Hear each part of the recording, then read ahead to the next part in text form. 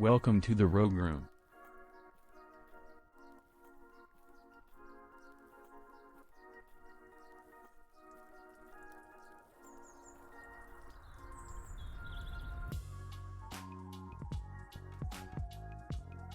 We may as well get ahead of the microphone thing. How's it going, folks? Baby Chief, thank you for joining us here in the Rogue Room. Sit down, grab a drink, and chill out with us. Welcome to the Rogue Room. And another one. Howling Wolves 29. Welcome to the Rogue Room. Sit down, grab a drink, and chill out with us. This volume is way too fucking loud, dude. Hydration. Yeah, we'll get onto that. My posture is fine. I don't need to check it. Broken. There you go.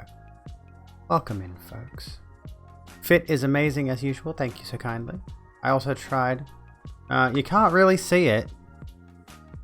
But I got a very cheap purple eyeshadow because, you know, when confronted with several very large expenses, like having to get my car fixed and having to pay my endocrinologist in the not too distant future, what I do is I buy makeup instead, because that's cheaper than real big costly life expenses. I'm sure you can relate. And $5 Moscato, which I'm not going to be drinking tonight. I haven't left it in the calorie budget. Anywho, my eyes look fucking gorgeous, so I'm okay with this. How's everyone doing? How has your Monday? It's been Monday for me. How's your Monday been? Magic. There you go. Trans Pride Ring. That's just become an excuse to show off the Pride Ring at this point. It is Monday. Well, it's only going to be Monday for 3 more hours in my time zone, but, you know. We're here now. It's been a day, dude. Seriously, I am exhausted. I am absolutely depleted. Fuck you, look at my Pride Ring, exactly. I am absolutely completely depleted. I have actually been trying to not drink as much coffee as usual, because I have been drinking upwards of 5 cups some days. So this is my 3rd. That's it for the rest of the day. I've had 1 black coffee to start before the gym, and then 2 of these caramel lattes, and that's it. We're staying Welcome to the Rogue Room. Remdrome, welcome to the Rogue Room. Sit down, grab a drink, and chill out with us. Vagabond, I'm glad that you came out to a friend today. I'm glad that it was Pog. I'm glad to hear that it was Pog. That's always a good thing. Did they... I don't know, what did they say? See, I had the distinct experience of, like, I had the distinctive experience of basically I came out to almost everyone at once, essentially. Like, I came out to my mother and she told a few family members, and then I just put it out on the internet. It was like, everyone knows now. I never had that moment of telling, I guess, a close personal friend. Maybe I should have done that to test the waters a bit, but no, let's just go straight in the deep end. Hot chocolate or wine? That's apples and oranges. That's a kind of a ridiculous poll to suggest, but we'll do it.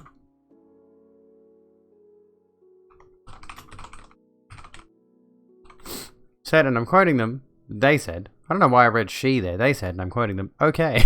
Glad to hear it. Glad to hear it. Come out to your friends, only need to be stricter on them because they accidentally dead name a lot. That is tricky. That is very tricky. I'm still trying to be stern with my mother about name and pronouns. She's slipped a few times, honestly. Called me he and the wrong name and all that sort of stuff. It's irritating. But, you know, you just gotta keep on them about it. You dead name yourself a lot? I've been actually really good at not doing that. There was a time a little bit ago where I would dead name myself. Welcome to the Rogue Room. Mercurius Pollux, welcome to the Rogue Room. Sit down, grab a drink, and chill out with this friend. Hope you're doing well. Yeah, she's trying. She's not trying to hurt my feelings on purpose. But there was like a moment. There was a moment. Wine should be catching up. You bloody miserable bastards with your hot chocolate. Sitting down cozy by the fireplace, sipping hot chocolate. What is this pedantry? Sip some wine. Be classy. Be elegant. It's also because you're just not sure what your name is going to be. Oh, okay. Oh, we got 4 votes on wine. Come on. Wine can pull it through. Come on. Can wine do it? Oh. Not fair. I buy $5 Moscato. I am not fancy. Okay? My wine is cheap. My wine is the cheapest I can possibly get because I'm broke.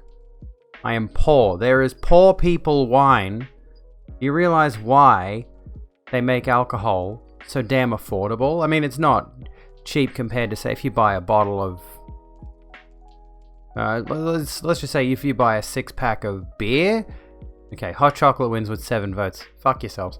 Anyway, if you buy a 6-pack of beer, it's going to cost more than a 6-pack of cans of Coke, obviously. But it's still affordable. Alcohol is still very affordable. There's a bunch of expensive options. But there's a systemic reason that they keep alcohol affordable. Because they don't want you in good health and good spirits. They want you to be crippling yourself physically. The corporations. They keep alcohol cheap to help people cope with the miserable status of living. Good spirits like whiskey. Stop that. Yes, let's not do the thing. That's not on. It's ableist. It specifically is. The anti-corp sentiment. Yes, let's go full anti-corp tonight. We were going to talk about terminology, actually. Somebody brought up something that is rather interesting, as I have a tendency to use certain terminologies. And I would like to open up the floor. Cozy Gang wins. Bastards. I'd like to open up the floor to anyone who wants to ask if I use a certain word to define it. I'll try to actually give you a proper definition. For example, I had some floor open for questions. Good spirits like Victoria Bitter. G'day, Miss Rocktism. How you doing? Welcome to the Rogue Room. Real name is Mr. Youngblood. Find yourself doing that in a regular screen where you also make that noise when you do a pig squeal type of metal vocal. Give me cheap alcohol so I can make Molotovs. In Minecraft? Yes, in Minecraft. Make some explosives. Welcome to the Rogue Room. In Minecraft. Welcome to the Rogue Room, Miss Rocktism. Sit down, grab a drink, and chill out with us. Grab a drink of whatever you feel like. Victoria Bitter if you feel like it. A lot of people drink Victoria Bitter far more than any Australian who drinks Foster's. There are no Australians that drink Foster's, I can guarantee you that much. Orange juice is good. I got caramel latte. That's where I'm at tonight. I'm in a caramel latte mood. I am not putting the cat hat on again. Fuck no. That's not a thing that is happening. In Minecraft, we are all the means of production. Yeah, Foster's doesn't exist. Foster's actually isn't a beer. They made it up for, like, The Simpsons or something. You can't actually find it in stores. People will come to Australia and they'll go to our liquor stores and be like, oh, where can I get Foster's? And all the people working at the liquor stores just like, we don't know what Foster's is. We've never seen it in our lives. What are you talking about? Minecraft is just communism simulator. You can turn Minecraft fashy. You can opt to make Minecraft pretty fashy. You can turn it communist, of course, but you can make it pretty fashy. Not gonna lie. Hello, Unicorn. How you doing? Which I do, by the way. I turn into an absolute amoral dictator when I play Minecraft.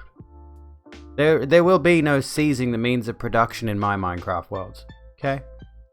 Faction servers are pretty fashy. I haven't played on any of those. I'm talking single player. Oh, you're tired? I feel that. I'm tired. Should we talk about butts? Should we talk about butts in video games? Did you folks... Did my friendo sitting here in chat, did you hear about the whole...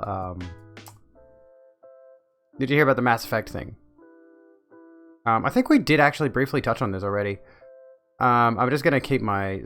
I don't need my own stream playing. I'm going to keep my dashboard up so I can keep an eye on my title. Because I'm going to update it as we change topics. Just butts. We're going to talk about butts. Who remembers Miranda Lawson from Mass Effect 2? You know, we've got Mass Effect Legendary Edition right around the corner. And the discourse. The discourse! Let's just do this really quickly. The discourse. For anyone who is curious about what the discourse actually is. discourse is actually written or spoken communication or debate. So when there is a topic that is relevant and everyone's talking about it, that is the discourse. Because there's apparently some of you don't know some of the words I use, I guess. So I'm going to put that out there. The discourse. I forget which, and I feel weird like looking back at Philosophy Tube's older videos now. Because she's out and proud. My secondary queen. And by the way, yes, I forget. Who mentioned the budget ContraPoints thing? Yes, that's kind of my vibe. Anyway. Miranda Lawson, yes, the Australian teammate you could have in Mass Effect 2. I look like her, really? You cannot wear the cat hat. No, it's gross. It needs a wash. I need to put it in the laundry. Anyway, Miranda Lawson was the Aussie sounding, because played by an Aussie actress, teammate you could get in Mass Effect 2, and she's wearing this skin-tight bodysuit, and she's got what you typically define as a pretty ideal female body, right? Like, she's very, very sexually designed. And what's happened in Mass Effect Legend, what happened in the original game, in Mass Effect 2, there were a lot of conversations with Miranda that involved the camera angle focused specifically on her butt. Like, her whole thing, this is the reason her character was designed like this. Flimsy excuse, but you know what? I'll give it to him. Whatever, BioWare, do whatever you want. She was specifically designed to be as sexually appealing as possible. And you find out at some point in the story that's a part of her storyline. That's a part of her plot. And an element of this is that in a lot of her conversations on the ship, the camera focuses on her butt, like a lot. It's like right there, front and center. Do they have a photo of it? This. Hello, Lemon, how you doing? This is exactly what I'm talking about. Like this here, this camera angle. So there's there's Shepard talking to Miranda, and there's just her ass. Just her entire ass. In this skin tight, and it's like scooped right up in the crack. This costume. We'll hydrate a bit. My auto mod's too strict. God dang it. And Del, we'll come back to Jack's relationship options because I do want to touch on that as well. The situation is, of course, with the Legendary Edition of the game that's coming out, they've decided, at least in some of these conversations, I don't know if it's all of them or what, they've decided to shift the camera angle perspective, which is fine. I don't see what the problem with this is. But there are some people, folks, who've got... Friends, they've got a bit of a problem. I took these screenshots and I tweeted this, right? Let me just find it really quickly. Took some screenshots of this particular person. This particular person who is like this. 3 remakes, 3 censorship cases. The gaming industry is becoming very boring. Oh no, the audacity. First and foremost, Tifa Lockhart. I mean, she looks the same. As far as I haven't played Final Fantasy VII Remake or seen her in any of the other content, but like what I've seen of Tifa in the remake is she looks the same. Fat ass, titties and all.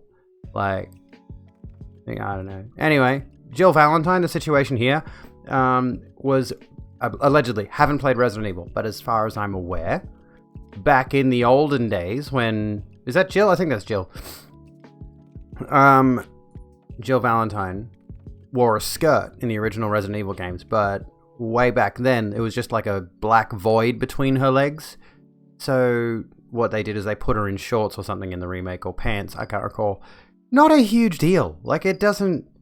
Oh no, we're giving women more respectable clothing in video games rather than treating them like sex objects. And then, of course, you've got the situation with Miranda, who, by the way... For anyone who's curious, this particular screenshot is literally from her sex scene in the video game, where the camera angles are positioned in such a way that you can't actually see her naked, but you get a lot of implied nudity shots. Okay, like, the game is not censored by any stretch of the imagination. It's just the most ridiculous, absurd, please get laid kind of shit I've ever heard. Like, please Go, no, maybe don't actually. Maybe this person and people like them, and people like the quartering. Maybe they shouldn't be getting laid. Maybe they shouldn't. There was absolutely no new. This is what's fucking hilarious about Mass Effect, right? Way back when Mass Effect was first released, the first game, it had sex scenes in it. You know, you complete the romance storylines, there was a sex scene. And the situation was, like with Mass Effect 2, I don't know about Mass Effect 3, but I assume it's the same. The sex scenes were very softcore. You saw nothing. It was just a bit of like, let's pose the camera here and watch them, you know, in a certain sort of position. It's very, very, very vanilla. You know, Mass Effect sex scenes have always been vanilla. And Fox News went off their fucking head at Mass Effect, claiming that it was a full-blown... let me find the actual news article really quickly. Because this was absolutely, honestly, the funniest shit. And this, here we go, this is relevant actually. Let's move on to the thing about Jack. Alright, well, we'll sort of try to tie all this together. Okay, so there was a situation where... here we go. After Fox News aired a segment that made a big fuss out of an optional sex scene in Mass Effect 1, the writer's room got skittish for the follow-up. In the clip, the participants say that allowing a sex scene in a video game is like opening Pandora's box because kids could potentially see it. Not every video game is for fucking children. Okay? They don't show women as being valued by anything but their sexuality, one personality says of the first game, which is a bold assertion given that it allowed for the player to choose a female protagonist. The pundits proceed to... This is another thing, right, about this stupid bullshit. We'll come back to this in a sec. But the censorship thing, like you literally get to choose the option to play a female character, you know? Anywho, that's not really that all there. Anyway, sex shouldn't exist in case kids see it. Anyway, in response to this tweet here, the censored one, this guy tweets this. It seems I'm upsetting the pronouns and pro-censorship crowd with this. Of course I'm not going to show the remake models of these characters when I made this tweet. Then your point loses all... You lose your point. It's gone. Go. You're done. Shut up. The point was all three fell victim to censorship. There's no censorship. There's literally none going on. It's just desexualizing a little bit. Detroit, there you go.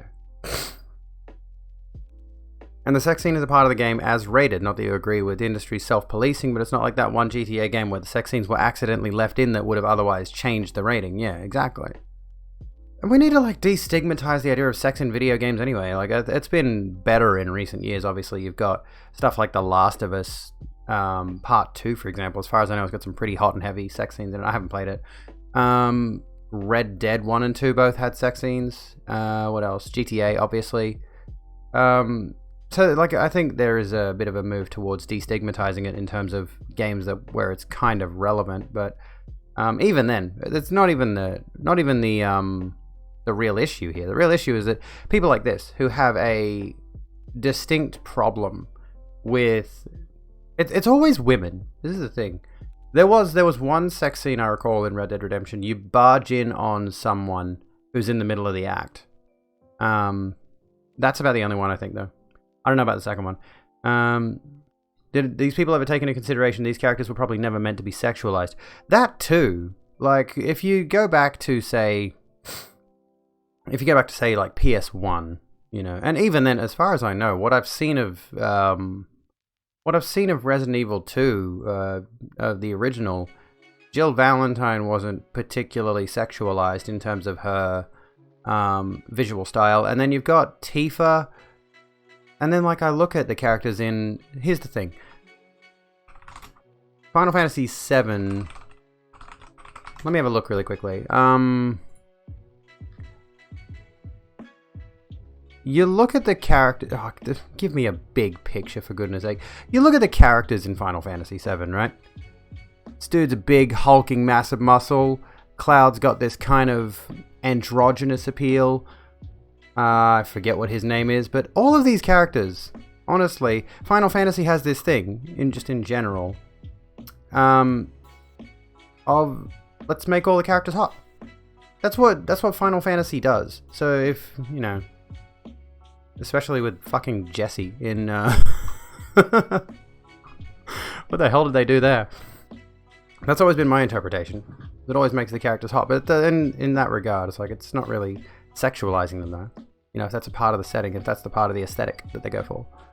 But yeah, this idiot. All three fell victim to censorship, and similar issue. You want to hear about some actual censorship in Mass Effect, for example. In the original, I think we actually did cover this story in the past once. Mass Effect 2 was once a bit more gay, but then Fox News happened.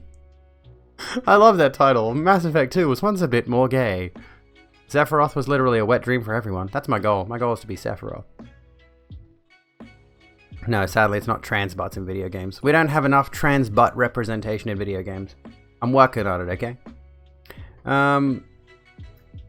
Yes, thank you, Heck, by the way. Hecklin, for being so damn good. Can I just say that? You're just sitting there quietly, dealing with problems. Absolute fucking legend. We throw that out there. Hecklin's an amazing mod. Something that everyone should aspire to, if I'm quite honest. What identifies as a trans butt? Mine. I squat. Anyway, as far as big budget video games go, Mass Effect has traditionally been a pretty progressive franchise that allows for a variety of different romances depending on your character's sexual orientation. But during the development of Mass Effect 2, one potential affair was apparently tweaked due to a scaremongering news clip. Now, here's the thing. Nice camera work, thank you. Do they have a picture of Jack? Let me show you folks something. Let me show you what Jack looks like. Well, that's from Mass Effect 3, but even still. This is Jack, right? She is, by far, the most queer-coded character I have seen in a video game. Now, I haven't played every video game, obviously, but holy fuck, that is a very, very gay character. Now, the original intention, according to this article, according to all we know... Welcome to the Rogue Room. Big Les energy. Shadowblade Salad, welcome to the Rogue Room. Sit down, grab a drink, and chill out with us. According to her storyline, from what I recall of the dialogue, there's actually a moment you can talk to her and she'll talk about how she was in a threesome relationship. I forget what the actual word is for it, but Jack talks specifically about how she was running with a boyfriend and a girlfriend, who the three of them were all together. Yeah, poly relationship.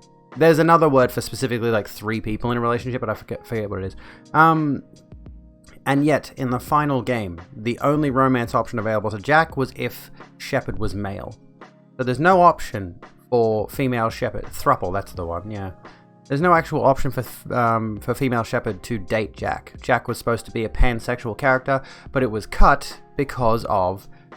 This isn't really censorship, but it was cut because of potential backlash. As a result of Fox News posting this scaremongering clip, which was this situation. Probably going to get copyright claimed or some shit.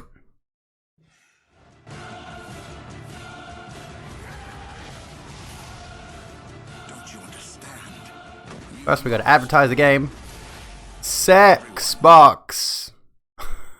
Oh my god, the quality is fucking rubbish. Know and love everyone. You will all What I mean? Now the game is rated L. Nudity. Microsoft's adding video. Yeah. die. Let's finish this. Sex Box. Yeah, it's pretty amazing stuff. I was looking at it a little bit this afternoon. It's a new role-playing video game that is leaving nothing. A new role-playing video game. They say this, literally, honestly. Anytime conservative pundits talk about video games, they'll always talk about a role-playing video game. They'll refer to Doom as that, for fuck's sake. Honestly, it's really... Yeah, another video is super quiet. I'll see if I can... Actually, hang on. Let me find something.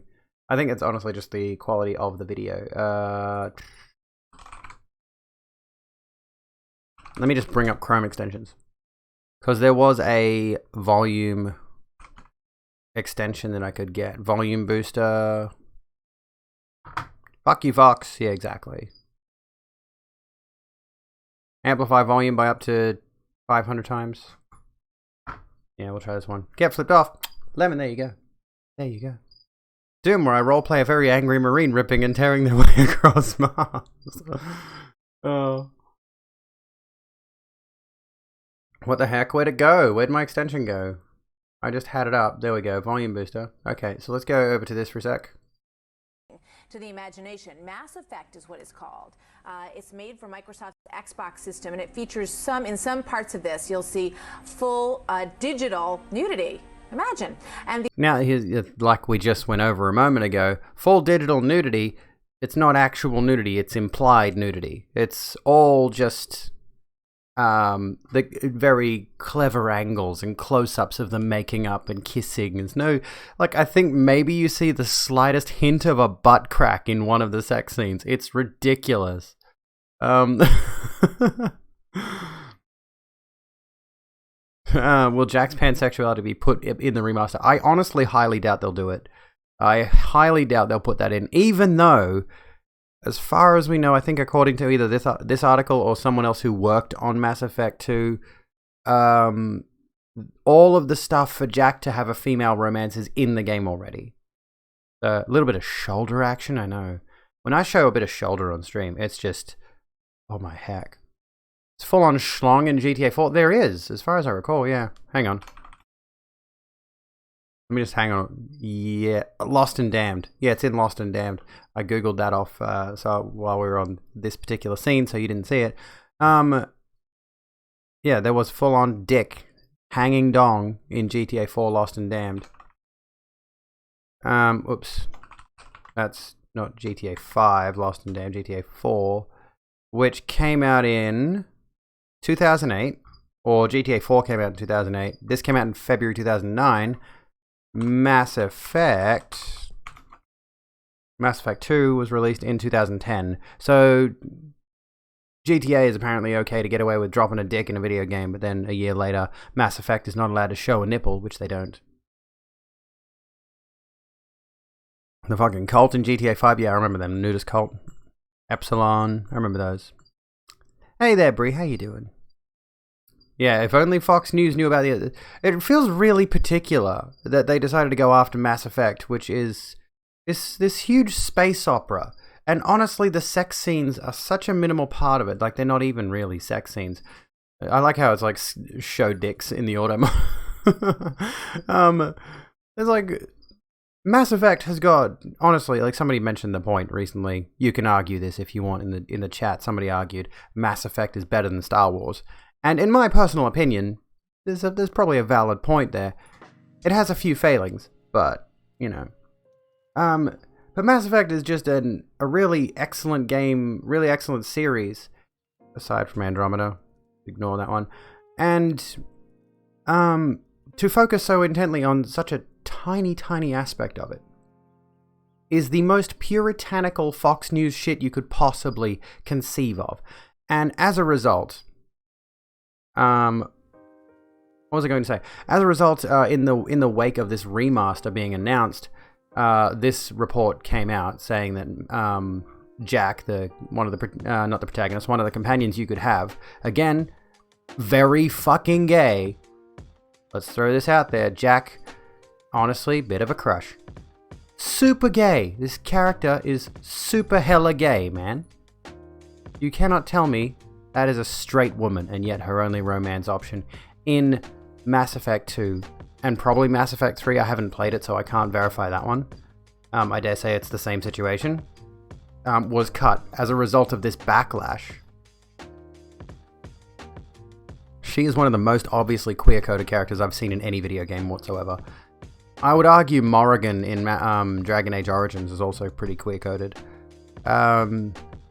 They've got a lot... Honestly, they've got a lot of similarities, Jack and Morrigan. But as far as I know, her storyline quite heavily, at some point, focuses on... Am I mistaken, or does Morrigan have a storyline in Dragon Age Origins that involves her trying to get pregnant in some way? Yeah, that's the thing too, is like Dragon Age was contemporary with Mass Effect, right? Both by BioWare. I think Dragon Age came out... No, Mass Effect came out first, and then Dragon Age, and then Dragon Age 2, Mass Effect 2, etc. She wants the demon baby. Yeah, that's right. I haven't finished it. I've read like the cliff notes of what happens after the point that I got to. But yeah, like again, you could have gay relationships in Dragon Age easily. There was no issue with it. But because of the fact that Fox News went out of their way to make a huge debacle about the sex thing, and because Fox News has, and always will be a conservative publication, they decided let's not touch the pansexual thing with Jack more than a line of dialogue in conversation, and when the actual sex scene happens, it's purely heterosexual. So, you could argue... Here's a poll for you. Honestly, I quite love... Dragon Age Origins is one of those games that I honestly need to finish because I do genuinely love it.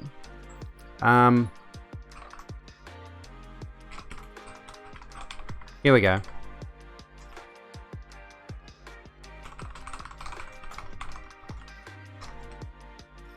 Here you go. Here's a poll for you.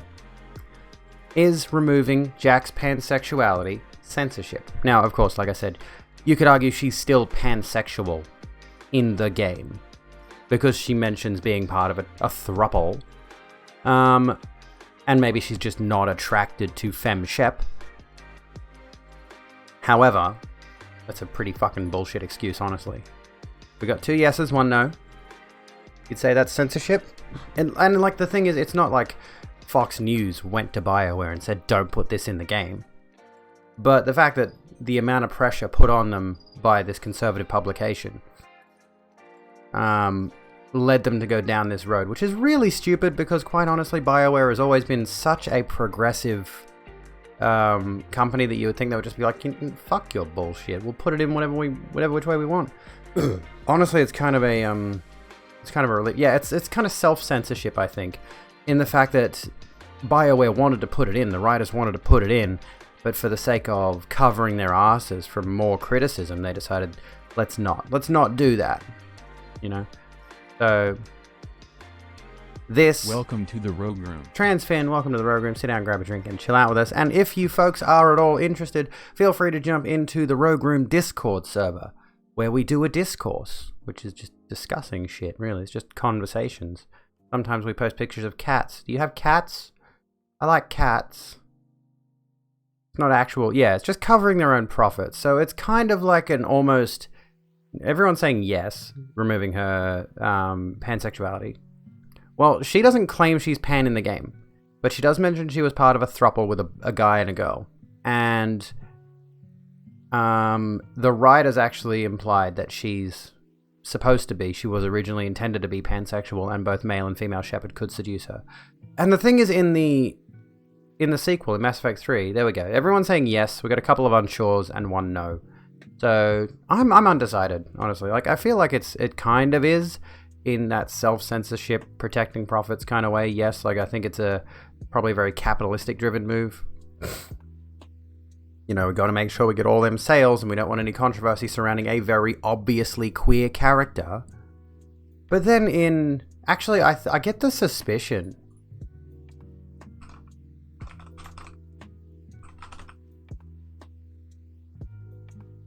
Can I be gay in the whole Mass Effect? Here's the weird thing. In the first game, Liara Tassoni, the Asari character, the blue squid head lady, she was available for both male and female Shepard. In Mass Effect 2, you could romance Jacob, Garrus, and Thane. Welcome to the Rogue Room. Welcome to the Rogue Room, Fractured Mind Gaming. Sit down, grab a drink, and chill out with us. And here we have like another example. And male Shepard could romance Miranda, Tali'Zorah, and Jack. Because the Asari are agender. They're agender, but they're very specifically feminine presenting, which is kind of weird. But I think in their lore, actually, here's a weird thing. The Asari present in game to us as specifically humanoid looking. As far as I know, according to their lore, there's something more of an eldritch being, and other races see them differently. So they look, you know, more like, say, for example, the females of the Turian race, if a Turian is looking at an Asari. But yeah, they're specifically, like, the lore of the Asari in Mass Effect is that they are a specifically matriarchal species that are all female, and the way they breed is by... they can breed with themselves, I think, but they can also breed with other races to produce more Asari. It's a weird situation. You know, I don't understand alien biology. Liara's tentacle mommy. But yeah, as far as I know, they actually do present in a way that they are specifically... They have some... if I'm not mistaken, I may be wrong here. If I'm not mistaken, they actually appear differently to different species. Just from a single conversation. You think it's misinterpreting? Maybe we're just seeing the features they most identified with. That's actually a very good point. I think that was the original intention. Is like Asari very distinctly have a number of elements about them that are appealing to a variety of different races. There is no reason, theoretically speaking, that a female creature couldn't sexually reproduce with other female creatures. Exactly. I'd have to read up on the lore again. And yeah, the Asari can kill by mating. That was fun in Mass Effect 2. You seduce that particular Asari character. You just get a game over screen. Also interestingly, oh, here it is. But yeah, and then we go into Mass Effect 3, and hang on a sec. So female Shepard can seduce Kaidan Alenko and Liara Tassoni in the first game. Male Shepard can seduce Ashley Williams and Liara Tassoni. There was really only like 3 options in the first game. That's kind of weird. I didn't think about that. And then in the second game, we got Jacob, Gareth Thane, Miranda Lawson, Tali, Jack. And there were like 3 other options that are not really romances. Butts. We started on butts, and now we're sort of moving on to discussion of romance in Mass Effect. And here's what's interesting. So male Shepard has the option of Miranda, Tali, Jack, Ashley, Steve Cortez. I don't know who that is. Female Shepard has Samantha, Garrus, Kaidan, Kelly Chambers, Liara, Diane Allers.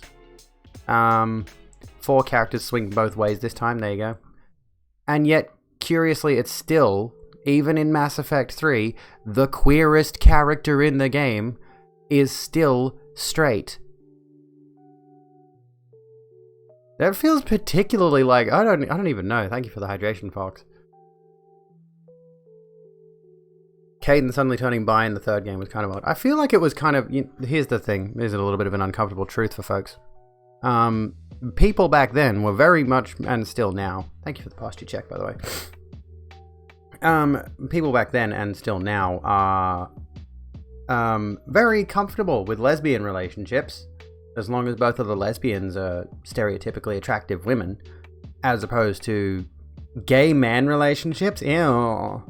That was always the case back then in 2007, and it still is the case in a lot of ways now. Of course, gay relationships are a lot more normalized these days. But you gotta remember, 14 years ago. It's crazy to think, 14 years ago. Wasn't that long ago. People were distinctly grossed out by gay men. And then, after a few years, BioWare sort of changed their tune on that and gave us a few gay options. Did anyone not kill Ashley in the first game? She's a bit of a shithead, honestly. I don't even know why they bothered putting her in the third game. I think I actually did kill Kaidan in my first playthrough of Mass Effect 1. Oh, that feels bad. I'm tempted to... like I said, I wasn't going to get the remaster because I feel like I had my time with that game series and I want to put it on the shelf and leave it behind. But I'm also terribly interested in revisiting it and finally finishing the whole series. It's a very lovely setting, honestly. I really quite enjoy the Mass Effect universe.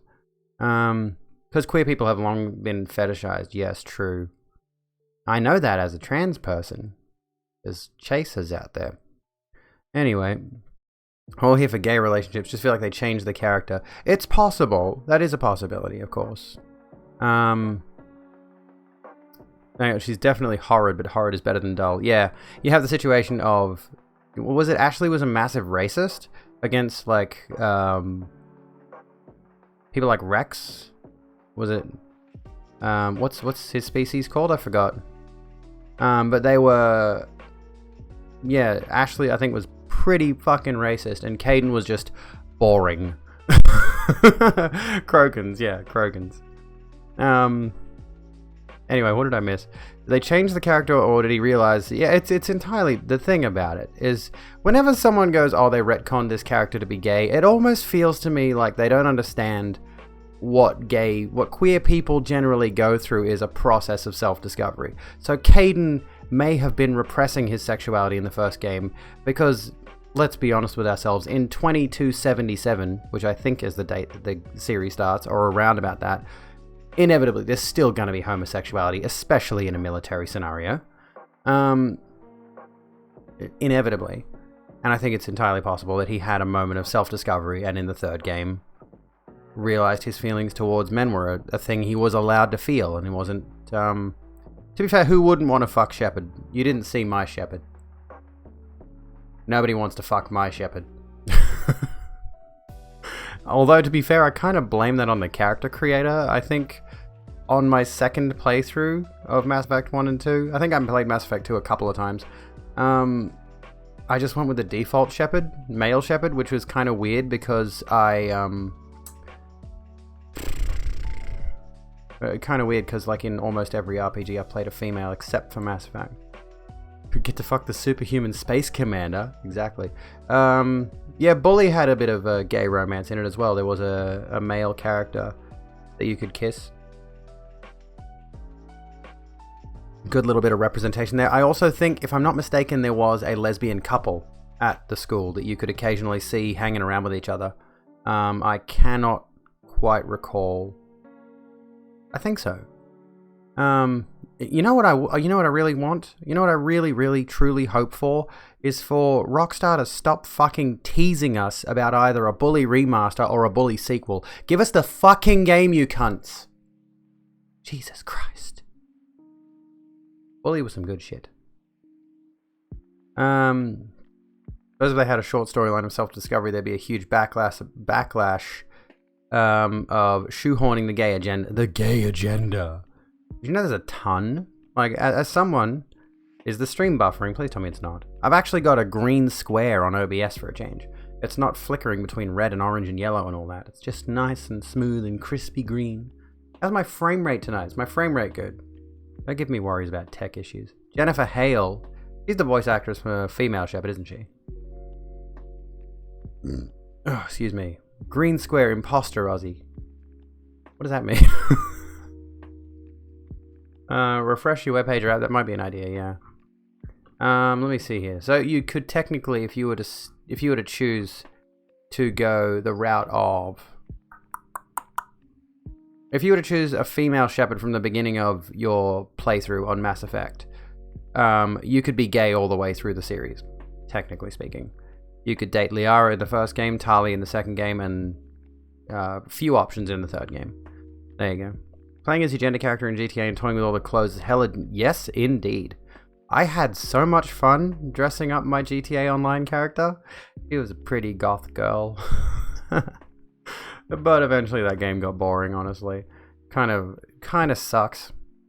Tali was unfair, honestly. They did her so dirty in the third game, where you get to see a glimpse of her face in a photo, and it's just a stock photo that they've edited to look a little bit alien. Like, what a fucking cop-out, dude. What an absolute cop-out. Ugh. Ugh. Face reveal. Like, you couldn't have given us a romance subplot where we see her face? Just gonna turn the music up a little bit, because I can barely hear it. Can you folks hear it? It feels like it's... Oh, now you pick up. You fucking asshole. I'm trying to adjust my volume in Spotify so that we've got, you know, a good balance of, like, my voice with the music in the background. GTA Online was fun when there were no mods. Welcome to the Rogue Room. Welcome to the Rogue Room. Hazelnut Witch Tea. Sit down, grab a drink, and chill out with us. Yeah, ignorance. Federation. Why the majority? It's just ignorance. They have no idea what they are angry at, honestly. People look for something to turn into a scapegoat, and trans people are an easy target because we're a minority that is in the last few years sort of rising to prominence in the social discourse. There's that word again. The discourse. GTA wear a floral dress as much as possible because floral can do anything. Florals are great. I want more floral dresses. Not Discord, discourse.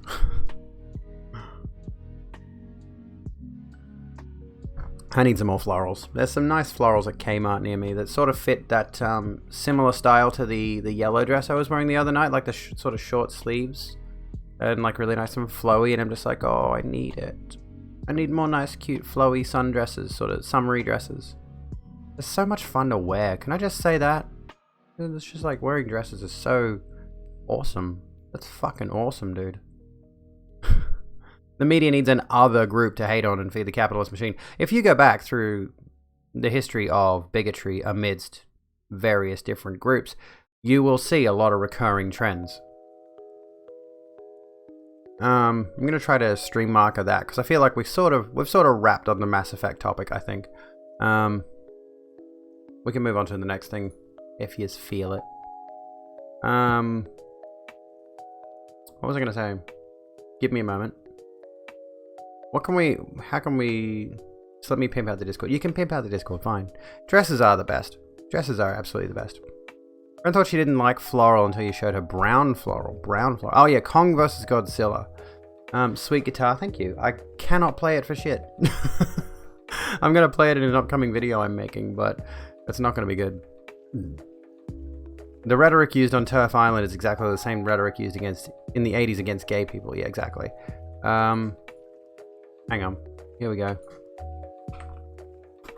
Let's talk about TERFs. TERFs can go in the bin. There we go. There's our title for the time being. TERFs can go in the bin. We'll come back around to some of the topics that I wanted to discuss. I'm going to give you guys a poll. I have not watched either... Oh, hang on. I have not watched either of these movies, honestly. But I know we've got Kong versus Godzilla coming up. Shu does stuff. Welcome to the Rogue Room. Sit down, grab a drink, and chill out with his friend. Hope you're doing well. But anywho, fuck you, J.K. Rowling. Fuck J.K. Rowling. Anyway, fuck her bullshit. I have not seen either Kong or Godzilla, so I cannot speak to either one of those. Vote Big Monkey. I'm going to vote Big Monkey. I guarantee you, though, that movie is going to have like a third threat come out of nowhere, and Kong and Godzilla are going to have to team up and be allies against a third threat. Guarantee you that's how it's going to work. J.K. Rowling better be JKing. Ha ha ha ha ha ha. How long have I been playing for? Not very long, honestly. Like, I've had the guitar for years, but I haven't played a whole ton. So I'm only recently sort of practicing a little bit, getting into the rhythm of things. The rhetoric used on Turf Island is exactly the same rhetoric used in the 80s against gay folks. And then you go back even further, like the common thread is that at the moment, trans people are perceived as predators by those who are transphobic. They believe we're going to be breaking into women's restrooms. They believe that we're going to be trying to turn all the kids trans and all of this kind of stuff. And it was the same thing years and years ago regarding gay people. Like, they're going to turn all the kids gay. They're going to break into our bathrooms and they're going to rape us and all this kind of shit. And you go back even further and it starts to touch on race as well. They had the same thing with black folks, especially in America, obviously. And they just recycle the same points over and over again. They find a new target to pick on and just use the same discussion, the same talking points. And often they do this as a complete straw man. They might try to find a single example of something even vaguely similar to this happening, and then use that as the basis for their hatred against an entire group of people. If even one cross-dressing man, for example, were to break into a women's restroom and rape or murder a woman, then that becomes the reason for their entire argument. Right, that becomes the basis for their entire thing. We come back to the trans women in sports thing. You have the situation where it's like there's a couple of issues of trans athletes daring to win in competitions, trans women athletes daring to compete in some kind of sport and winning, and that becomes another transphobic talking point of like, oh, well, what about their bone structure? What about the 30 years of testosterone? Blah, blah, blah, blah, blah, blah, blah. It's all just a really Kong versus Godzilla, and it's a tie. Okay, so we don't know who's gonna win. There you go, for the record. Anyway, the point that I was making is like, you know, if you just want, can you share some positive news? Please do, Apollo. Absolutely, you can. It's gonna be a tag team, absolutely. Colossal Titan from Attack on Titan and Ghidorah. The argument is so anti-science as well. It is, absolutely. And it also completely dismisses the fact that if you just use the trans women in sports argument, completely dismisses the fact that among cisgender women and cisgender teenage girls, there are already a ton of biologically diverse factors. The simple fact of the matter of trans women in sports, whenever this topic comes up, and I'm going to try to nail this into my head so I can constantly shut it down anytime somebody brings it up in my chat. There are so many athletes out there in the world who the reason that they are the top of their game, Usain Bolt, Michael Phelps, etc., is because they have a genetic factor that just makes them better than everybody else in that sport. The reason that they are the gold medal Olympians who are winning every fucking event is because they are just genetically better. Okay? And that's a factor in any sport. If you participate in any type of sport, how many short basketball players are there? How many tall jockeys are there? You know, there are genetic factors that people are chosen for specific sports to make them the top competitor. That's the whole point of things. There's a reason that, say, for example, Floyd Mayweather is such a good boxer, right? They're just better at it. And you can't do anything about that. So to use the argument is like, oh, trans women have different biology. Everyone has different biology. Sports is always going to be an inherently unfair thing. There's always going to be at least someone who has an advantage. No matter what. Sports is eugenics. Fucking round of applause. Yes, absolutely. Sports is fucking eugenics, dude. It really is. Anywho. What was I going to say? Recently came out to your whole family as enemy and they took it really well. Another round of applause! Apollo, thank you so kindly. Thank you so kindly for sharing your news with us. I'm so happy for you. Fucking legend. Awesome. Sports is anti-eugenics. It injures the most physically fit. They're thinking they're putting chemicals in the water to turn the frogs gay and thinking trans people are predators and invaders of safe spaces radiates the same conspiracy nutso energy. On the subject, also, Riley Grace Rochong has a great Google Doc with a ton of links. I am going to have to look that up because I saw Riley has a video about the trans women in sports thing, and I know she's just a perfect elucidator of ideas, so I want to watch that video and just take mental notes of everything she says. She's so good. Like, honestly, she's an inspiration in speech. You know, I've watched a few of her videos now, and the way she can just get points across so fluidly. Same with people, I know some of you are going to disagree with me on this, but same with people like Vorsh, same with people like ContraPoints, PhilosophyTube. I mean, obviously people like PhilosophyTube and ContraPoints do scripted videos. You know, they know their script, they memorize it. Whereas you've got live streaming creators like Riley Grace Rochong, like Vorsh, who will do this sort of stuff off the cuff. They'll get the knowledge in their head and they'll just be able to recite it.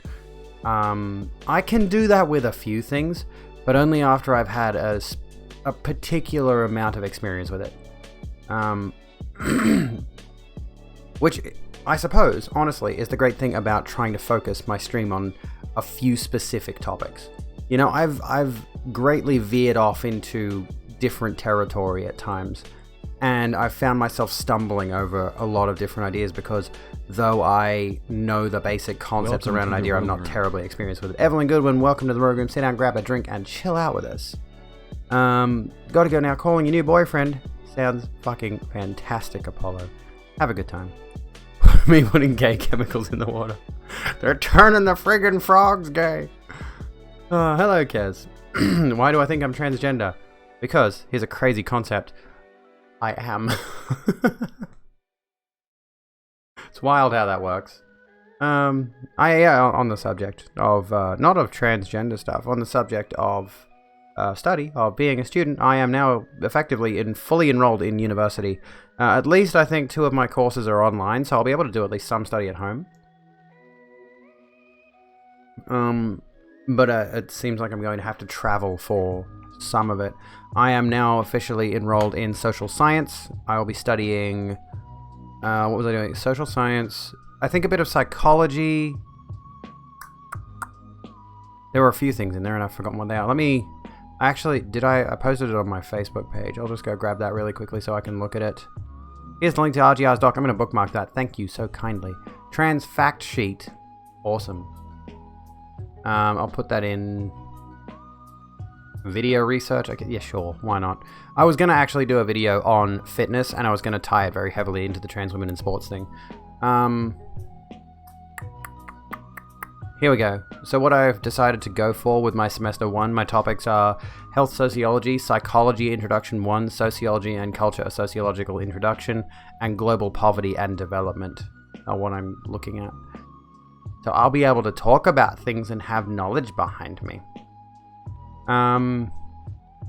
Apparently we wake up one day and think from now on I'm going to be trans. Yes, that's what happened. I just woke up one day and I had been transed by the trans agenda. They must have snuck into my room at night and secretly started injecting me with estrogen. And now I just take it in pill form because it's easier than needles. What is the deal with people like them? They are honestly desperate for attention. I understand. Like, don't get me wrong, I understand, Phantom, that you are deprived of attention. And, you know, you should probably reach out to people in your real life to try to develop and foster some friendships there, because it seems like you're struggling if your idea of a good time is to go and troll people's streams where we're just chilling out and talking about stuff. And like Kez says, Kez wants attention. I'll give Kez attention. I'll give Kez positive attention.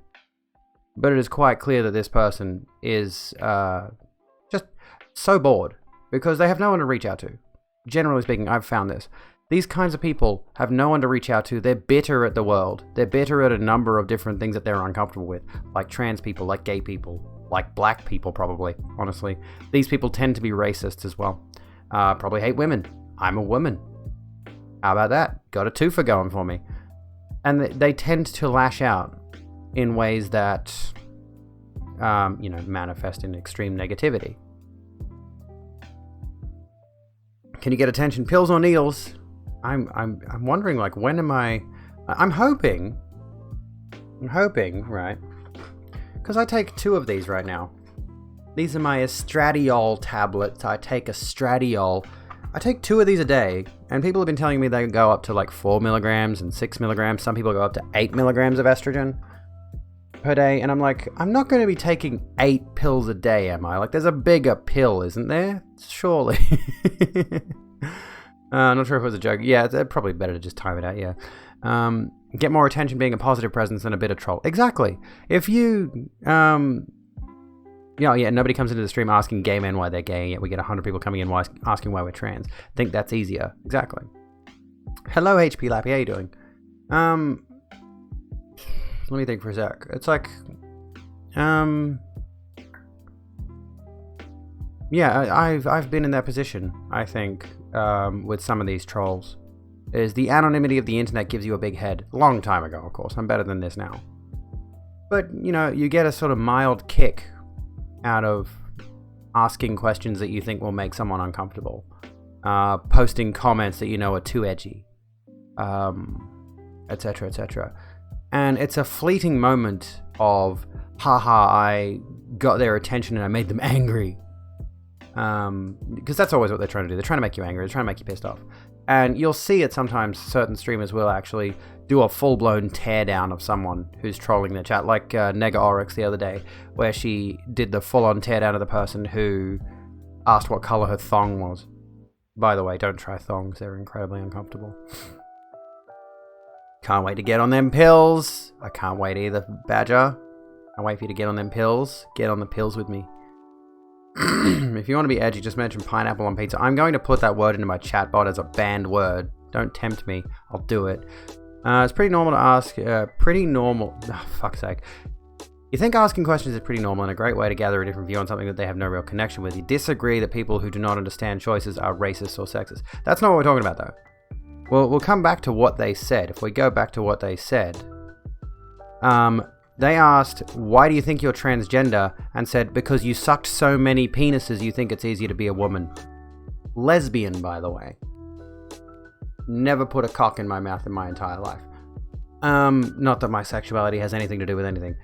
And people who are trolling queer folks like that, saying shit like that, tend to lean towards edgy humor, which is generally Welcome to the Rogue Room. sexist and racist as well. The medic for the ghost. Welcome to the Rogue Room. Sit down, grab a drink, and chill out with us. For the first few days, taking it almost felt like ecstasy. You heard estrogen is considered a narcotic by some. I see. The pills do get bigger. Good. I'm glad to hear it. I don't want to end up taking like a whole pack of Skittles in my hand or something like that. Blow darting needles like you're Indiana Jones. Wait for estrogen. It's a dangerous line if we decide what people are based on how they view others, opinions on others. I know what Jordan Peterson talks about, and he's a bit of a dickhead, honestly. But here's the thing. If you look at a viewpoint that's expressed by a majority percent of people, I mean, I'm fine to answer questions about my gender identity and sometimes sexuality, but sexuality is a weird topic for me. Guiding a raid. You're guiding a raid for me. I'm actually terrified of like a hate raid hitting me, honestly. What's up, Ziggy? How you doing? Jordan Peterson is a dangerous little man. He's got some good points, but he's not the guru. This is what I've mentioned before. What I've seen of Jordan Peterson is he has a tendency to make a bunch of decent points interspersed with a bunch of really toxic points. So he latches people's attention by these good points and then turns around and adds the negativity and the... What's the phrase I'm looking for? He's nowhere near as bad as Stefan Molyneux. You know Stefan Molyneux? He was the guy that was commenting really weirdly on Emma Watson's reproductive organs. You recall that? That was a situation that happened. The mouthfeel, girl dick. Yeah, exactly. Just purchased around 50,000 Dogecoin. I've got to get on the Dogecoin. A bad point, good point, bad point sandwich. Yes, exactly. That's exactly what Jordan Peterson does. See, he has good points interspersed with bad ones. Universally accepted behavior. Held a message for reason sexual. I'm not going to let you have that one. Thank you, Magic. Jordan Peterson is an expert on like two things, then makes milquetoast conservative talking points the rest of the time. That's a pretty good observation on him. No one's obligated to answer anything. Absolutely, yeah. I have to ask you to provide a clip. You can provide a clip. You can provide a clip. I'm not going to go looking up videos right now. Anywho. You got one. Wait, what have you got, Magic? Why? 'Cause... But yeah, people can ask me questions about my gender identity in a polite way. Can ask me questions about gender in a polite way. And I can answer those questions. But the moment they start counteracting my identity with nonsense, honestly, I've heard it feels like I've heard every counteraction against being transgender in the book, and I'm just tired of it. The moment anyone starts playing devil's advocate against my identity is where I shut the conversation down. And if someone comes in asking, why are you transgender, and then infers that it's because I've sucked so many dicks, again, never sucked a dick in my life. Why is that always the go-to for them, by the way? There's a lot... This is actually speaks to a common misconception around transgender women, that we are all a bunch of sissy gay boys who are particularly interested, like, in becoming twinks, and to make the twink experience even more demoralizing and demeaning, they want us to take estrogen to be as feminine as possible. I see you've there we go. brought Rock guy, guests. Tony, welcome. Friends. I don't have a raid scene, so can we get some... Hello, hi, how are you? Welcome to the Rogue Rooms in the chat. Hello, friends.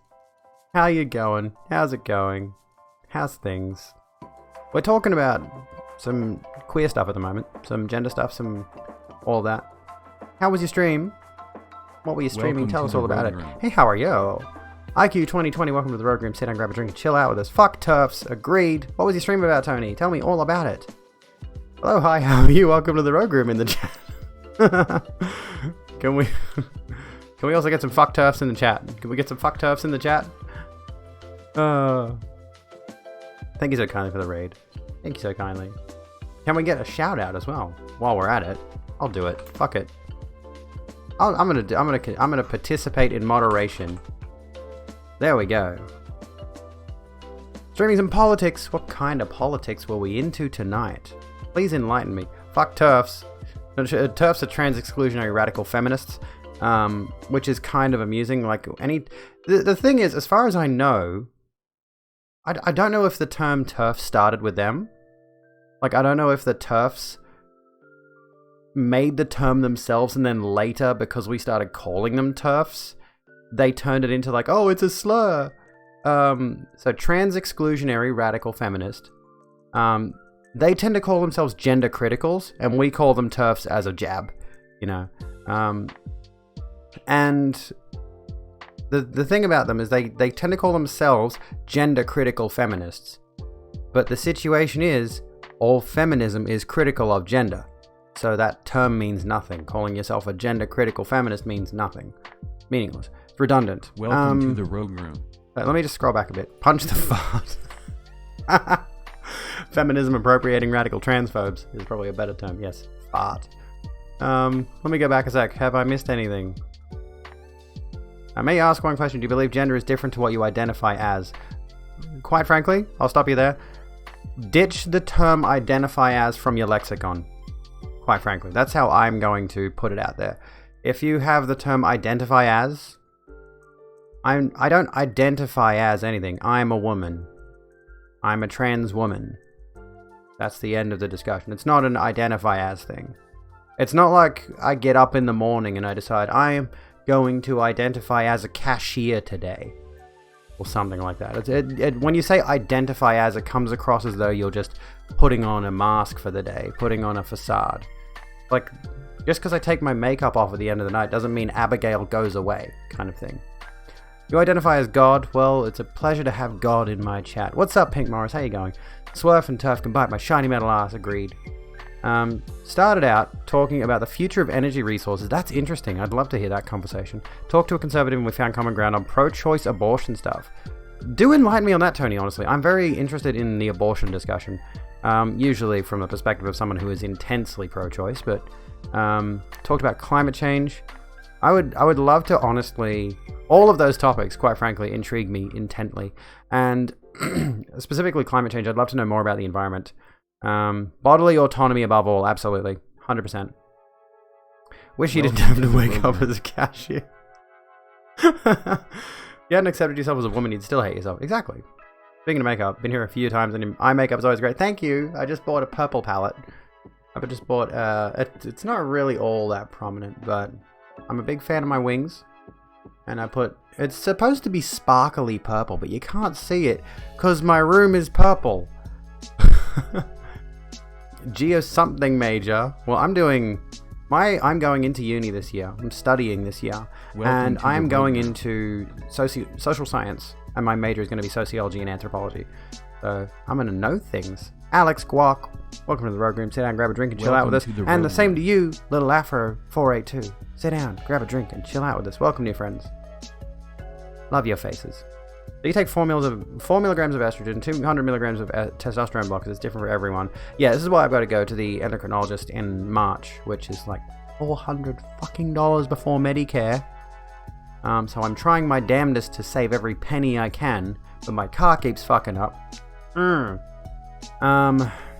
Performing as your gender is an illusion which people want to break for trans people specifically. Yeah, there's nothing more anarchistic than completely bucking gender norms, says the person who completely subscribes to stereotypical feminine gender norms.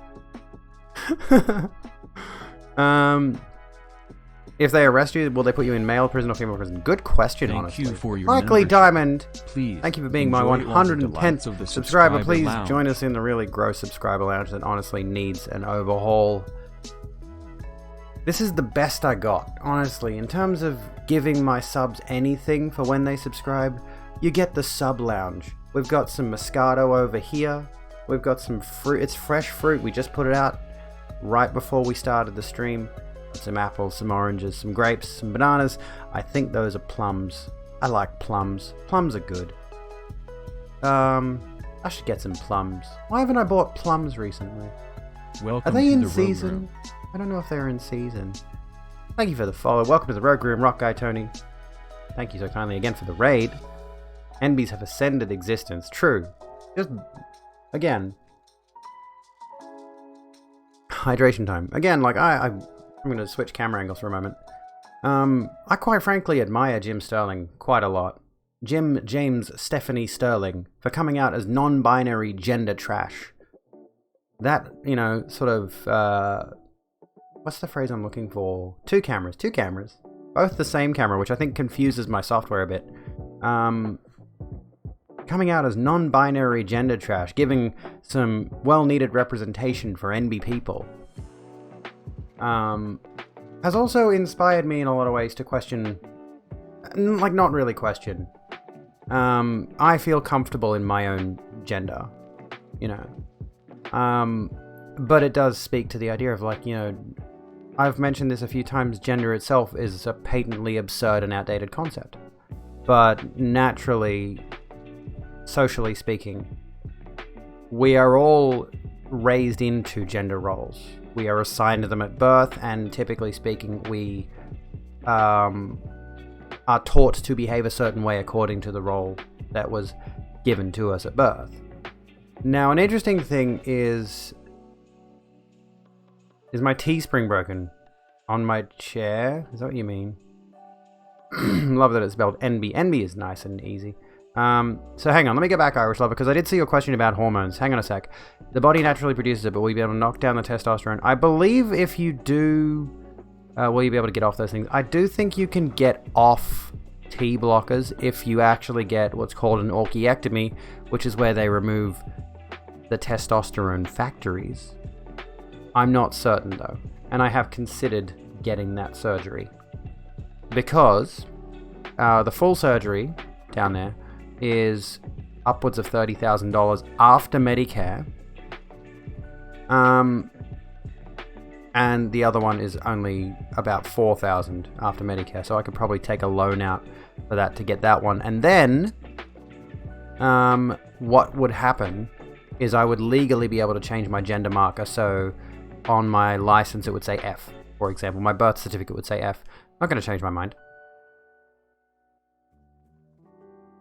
Do you change your mind? It's like, have you ever thought of changing your mind about your gender? If you get an orch, you may need to add T into your system. Oh, don't tell me that. Flip you off. There you go. You get 2 camera flip off. Oh, that surgery is super painful. Yeah, oh, you had that surgery. It's super painful. I mean, I've had wisdom teeth removed. Oh, good lord. That's probably the most painful thing I've ever had done. Posture check. You can have my tea if you like. Oh, excuse me. You had an orchiectomy a couple of years ago. Never have you... Not once have you regretted it? That's good to hear. Might be weird, but you're greatly interested in doing research, and especially for sports right now. How long would it take your levels of estrogen to be the same as a cis female? I'm not 100% sure. I'd have to ask my endocrinologist, honestly. That would be a very interesting conversation to have. Especially considering one of the problems that I think that I have. For those of you who are not aware, I'm also quite into fitness. You might be able to tell, it's hard to say, but I have got a bit of shoulder breadth and biceps. I work out. And my muscle mass is nowhere near it was pre-transition, of course. I've shrunk quite a bit. But I do squats, barbell squats. And an interesting thing is, at least among the 3 major lifts, squats, bench, and deadlift, squats is the one that produces the most testosterone. So I've considered removing it from my routine, but I'm not sure how big of an impact that actually has on testosterone production. But it seems like those 3 produce some element of testosterone, and squats produce the most, interestingly enough. There's a fun fact for you. I'd like to learn more about that. Happy to chat about any of those things. Yes, you have similar stances on abortion, bodily autonomy, absolutely. Explain some basic climate stuff. Be interested in talking about gender. We could do that. Honestly, slide in my DMs. We could organize this. I have been wanting to do some, like, let's have a full-blown conversation about, with a number of streamers, about different things. But yes, let's do it. Am I following you, by the way? Let me find out if I'm following you. Don't think I am. Consider that changed. Anywho. Big biceps on a lady in a sleeveless dress. I've got a sleeveless dress. Do I have... Let me see if I can... I think I've worn my favorite sleeveless on stream once. If not, I'll wear it tomorrow. I've got quite a few dresses now. I'm trying to build... I'm actually going to go thrifting once I've got a spare bit of cash. Welcome to the Rogue Room. Welcome to the Rogue Room. Crack Pog. Sit down, grab a drink, and chill out with his friend. Let me see if I can find a picture of my favorite dress. Oh, not that.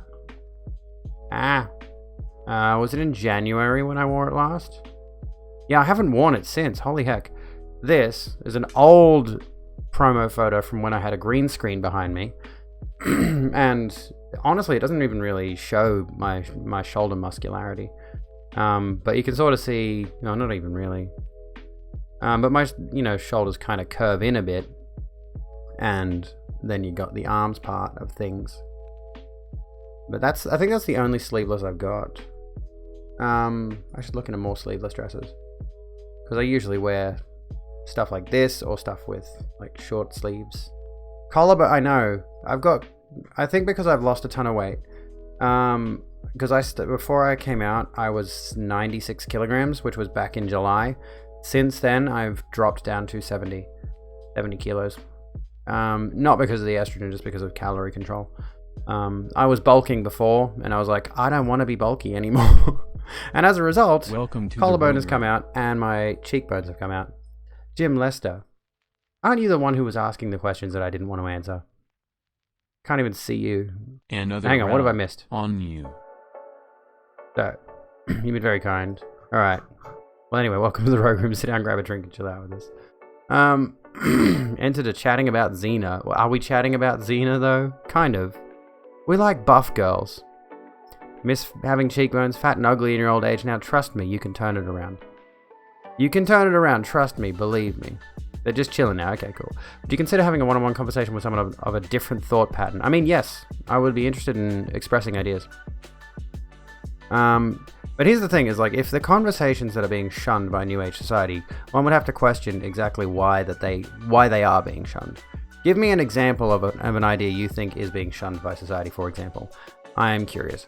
The lowest recommended dose could get you to cis woman's estrogen and testosterone levels after 4 to 6 months, or a high dose could get you nowhere near close within a few years, just dependent on a lot of different factors. Suggest you do research for the typical results. Okay, there you go. Could go shopping one day, that'd be good. I actually... I reached out to my friend Crit, my friend Jacinta, my sister. I think there was at least 1 or 2 other people. We were going to have a big girl day and go out shopping when I had some cash together. And just because life expenses keep fucking coming up, I keep having... I've got to get my car fixed. I've got my endocrinologist in 2 months, which is going to be about $400. Got... Fuck knows what else is going to come up after that, honestly. Probably some insurance thing or whatever. Stuff I can't afford all the time. All the fucking time, dude. Then I'm just like, I'm not going to have the time at any point in the not too distant future to be able to hit up the shops and go dress shopping and makeup shopping and all that. I wanted to do a full-on girl day with my girlfriends, and I can't do it. Capitalism sucks, it does. Welcome to the Rogue Room. Excuse me. Kez is exhausted, so Kez is gonna go to bed. Have a good one, Kez. HRRT Nouveau, welcome to the Rogue Room. Sit down, grab a drink, and chill out with us. And Pink Morris as well. Okay, so you shot me a DM on Discord. You got to dip out. Rightio. We'll organize that. Sounds good. Have a good one. Thank you so kindly for the raid as well. Bloody legend. Need money to do anything outside your house. That's how it feels. Soy has phytoestrogen, which isn't the same thing as estrogen. Yeah, exactly. Not quite. Leave that auto mod for you. Or Magic can get it, whatever. Can we agree? I mean, is it? It's not plastic surgery, is it? Awesome bot name, yeah. It was originally Mr. Botwick. But Botwick has recently come out as non-binary. I shouldn't have said Mr. Oops. We're not gonna misgender the bot. The bot doesn't have pronouns the extension attached though for some reason. Excuse me. Every time you scrape some bread together for a nice me day, the vehicle's just like, yeah, you fucking... Yeah, I know. It's fucking ridiculous. I swear this stuff is organized to break down at specific points so you end up costing more money. Yeah, it's a planet. It's round. Oh, I haven't had a chance to check out the data. Sorry. It's unconsensual mutilation. Yes, exactly. It's a, yeah. Unconsensual mutilation is a good way to put it. It's male genital mutilation. Why is it all corners of the earth? That's just encouraging these people. That's encouraging cube earth theory. Heart. Oh, okay. And you're welcome, Nuvo. Oh my god. I'm getting a bit like a... I don't know what it is. I'm getting like a bit of a pain. And again, this could be the hormones. I'm not sure. Getting a bit of pain like all around my ribs. And I don't know what it is lately. I woke up a couple of days ago and I was in agony. Absolute agony around my rib cage. Oh, I don't know what it is. Gonna try and get some sleep after a hell of a day. You may be back, don't know. Rightio, Badger, have a good one. Yeah, I've heard titties hurt too, but it's not really like the chest area. It's like all the rib cage. Pronouns are none. Please do not refer to me. Even better, do not perceive me. For practical purposes, I don't exist. Conversations have become shunned because of the frequent shaming of people having different opinions. Opinions are like assholes, everyone has one, yes. Less people sitting down talking about their differences and promoting them towards the other person. Feel that it's about the idea of being welcomed and included in every aspect of society, which you're all for regardless of anything. You'd like to have a conversation so you can better yourself. Well, what's a question? What's a topic that you would be interested in discussing? Let's throw that out there. Because I do believe in the... Oh, not a hydrate. Flip off. There you go. Wait, where's Mrs. Alante? Dyson Sphere Program. What the hell's Dyson Sphere Program? Yeah, Australia's not real. Australia's not real. What's my favorite movie? Good question. I have no idea. Your gender identity is he, they, but you will not identify as a man. That's interesting. I'm curious as to why specific. I mean, to be fair, I do not like, and I did not like, the fact that I was identified by others as a man before, not just for the fact that I was deeply in the closet, but, well, if she's still streaming later, we'll try to rate her. There we go. Not just because of, you know, the repressed gender identity, just because I became so deeply dissatisfied with the men that I was typically seeing in day-to-day life, in social media and all of that. Welcome to the Rogue Room, Loving Dre. Sit down, grab a drink, chill out with us.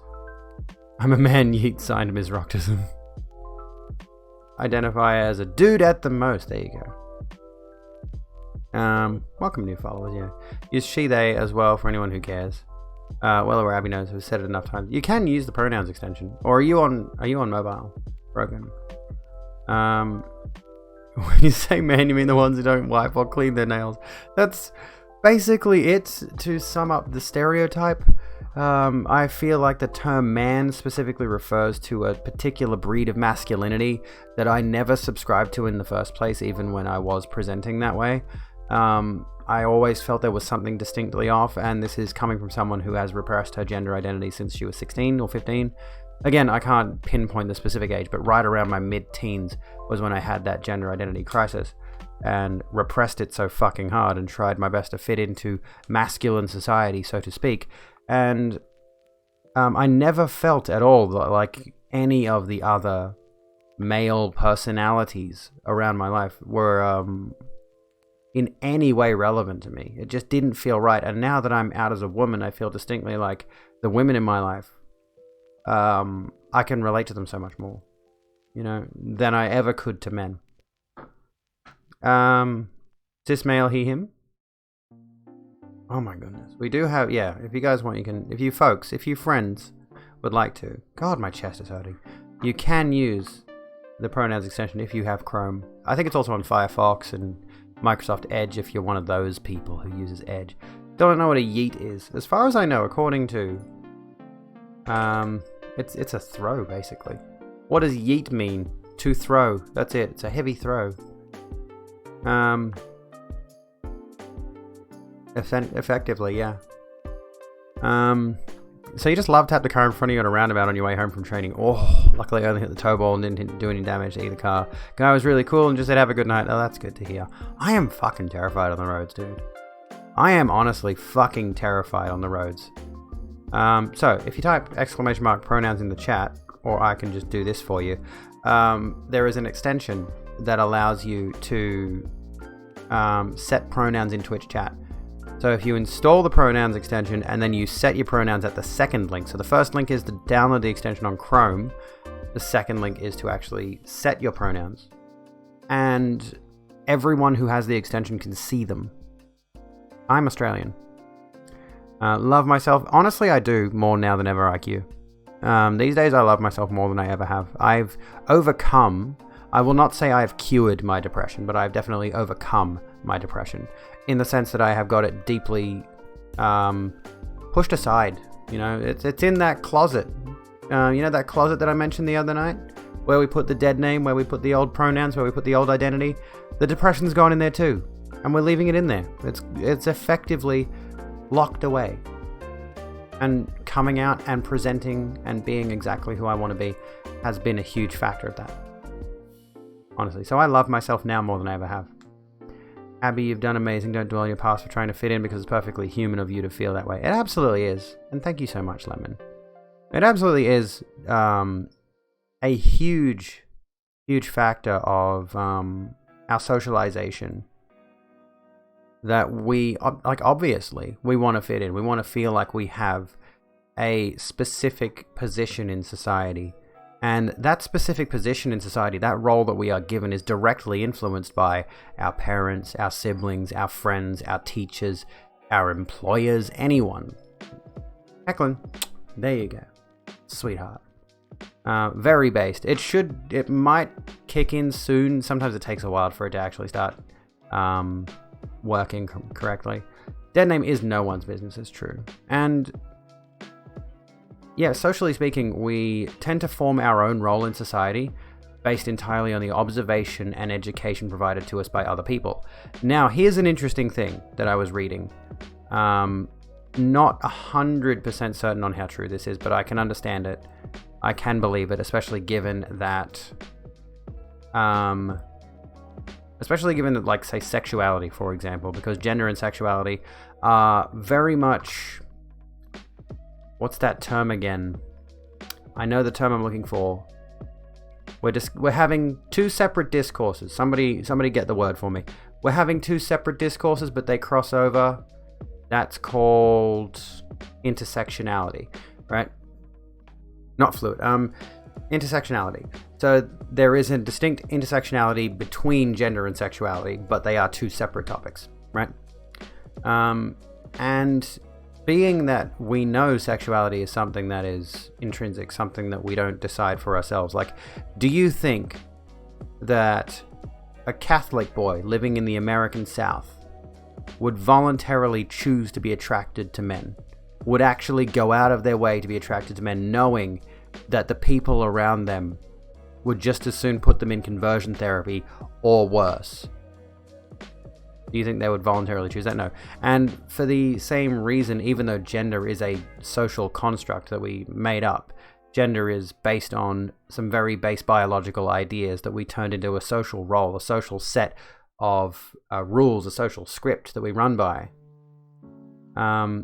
There is something to suggest that our gender identity is also something that we don't decide. You know, we can abide by a different gender role in much the same way that you will see gay men date women for the sake of covering up their homosexuality. And in the same way that I covered up my femininity for so many years. You know who you are, even if you think you know who you want to be. Yes. Does that make sense? I can't even remember why I got onto this. But yeah, I think the social roles that we are taught by those around us. And yeah, I'm not quite sure what you mean, Hecklin. Internet was naughty. It's always naughty. Have you been on the internet? The social roles that are taught to us often try to lead us down a path that can sometimes feel particularly uncomfortable. Say, for example, you know, a trend that tends to occur among this is more of a fictional trope than anything, but it does obviously happen. Just say you've got a parent who runs a family mechanics business, and his father before him was a car mechanic, and his father before him. And it comes down to this fourth generation son of a mechanic. And try as he might, he just can't get a grasp on it. This is not really a good analogy. Don't take this too far. You know, he's trying his best, but there's something about being a mechanic that just doesn't feel right. So he goes off and he explores different career options and finds something that's more attractive to him, something that he wants to do. And that's kind of what it feels like, in a sense, is that I've been... Well, honestly, the interesting thing is the majority of the influences in my life have been women. The majority of the larger influences in my life have been women, which helped me understand the feminine role a lot more. And the masculine influences in my life were comparatively diminutive. My father was almost seldom there. Uncles, other male relatives were sort of in between, in and out. No huge male influence to begin with. May I ask, those that go by she, they, and he, they, do you prefer one more than the other? Do you want them to be used interchangeably? Good question. Mother keeps saying you chose to transition. Told her that I chose to be true to myself rather than lying about it. That was my thing. It's like, yes, I did choose to transition because I had spent so much of my life hiding who I really was. I spent so much of my life masquerading as a dude when it never felt comfortable. It never felt right. So I chose to come out, and I chose to be self-faithful, self-truthful. But I didn't choose to be trans, if that makes sense. Why does it feel like I can barely hear the music? What is going on? Can you folks hear the music alright? Tell me if the music is too quiet, too loud. It is playing. I really should do an audio test before the next stream. Used to be a transphobe, but you were educated more and apologized to everyone you've ever hurt. You blame misinformation and influence from your parents. Now you see gender as one of the best ways to express yourself. Clothes, body types, and makeup is for all. It absolutely is. And I can understand that too. It's like I tried to coerce myself into really toxic ideas around transition. I coerced myself into thinking, why don't medical scientists create a medicine that makes trans people feel comfortable in the body they were born in? I brought that up a few times. And I brought that up a few times that I used to think that, not that I think that now. I do not, absolutely not. Permitted term Magic Man used add permitted term lesbian ass. Going to explain, but you can't figure out how. Are you pissing off, Magic? Auto mod. Dating men struggling with toxic masculinity back in the day to overcompensate for your closeted lesbian ass, cursed and for personal reasons. You identify those moments in time to be non-existent and a hellish acid-induced hallucination. Perfect. Absolutely perfect. Alright, it's about an hour and a half in. Thinking about like you always know who you are, regardless of what you try and hide, it eventually will come out, yes. And sadly, due to social pressure in their surrounding environment, some people won't come out until it's too late. Until they either, you know, take their own lives, or until they just grow to a ripe old age. Like we've heard stories of people transitioning in their 80s, for example, after a lifetime of repressing. Anyway, I need tea. I'm gonna get tea. So, we're gonna be right back. We'll be back in just a moment, folks. Don't go away. I love your faces. And tell me if the music is loud enough, you fucks.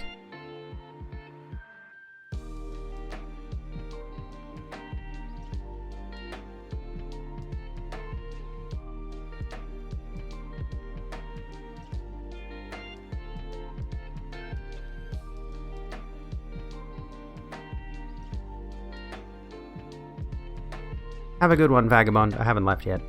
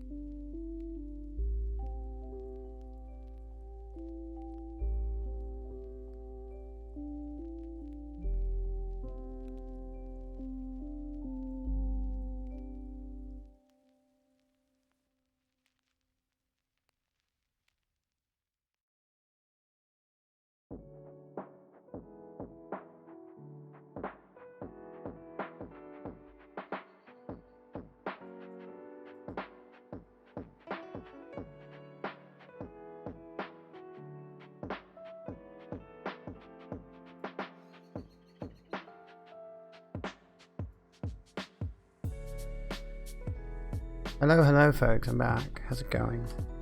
What's happening? Ah. Did you head off? That's the wrong thing. Did you head off, Magic? I think I missed Magic leaving as well. And you too, Kez. You have to go as well. Alright, have a good one. I'm sorry I missed you. Let me see. What am I doing? I'm steeping my tea bag.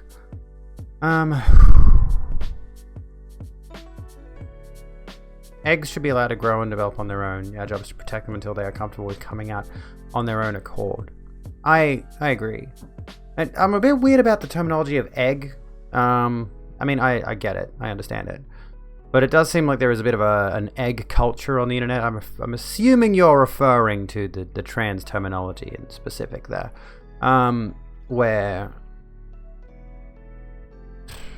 Where the idea is that an egg is a person who is trans but hasn't come out. I actually, funny story here, was playing Monster Hunter World with Calgar months and months ago. Back when I was my old self.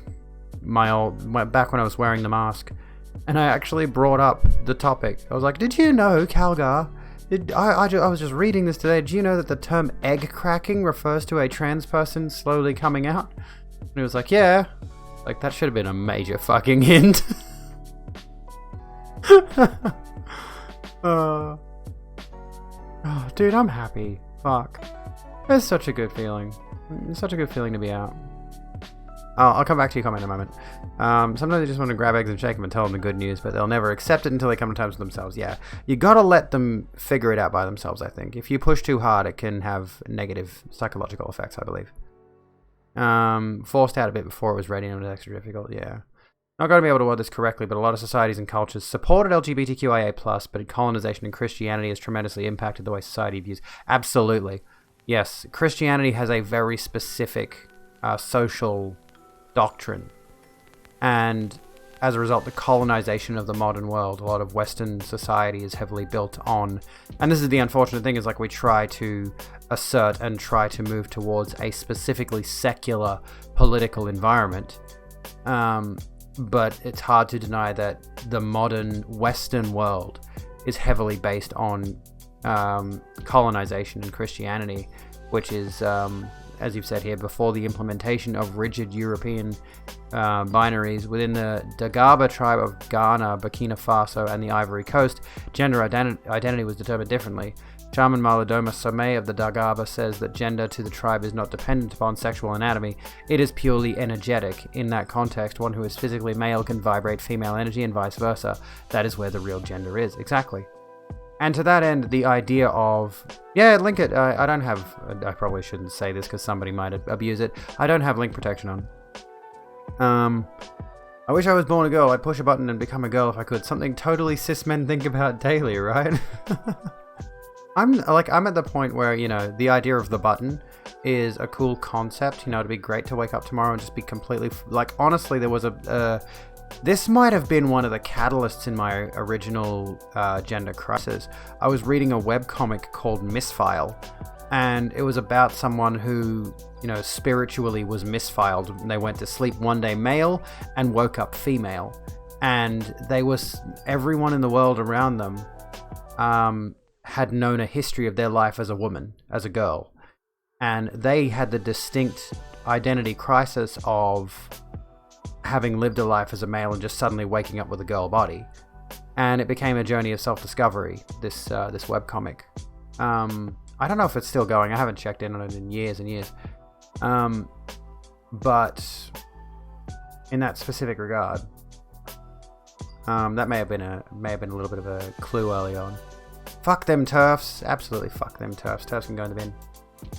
Actually, can I go back to my title for a sec? Because we're not really talking about...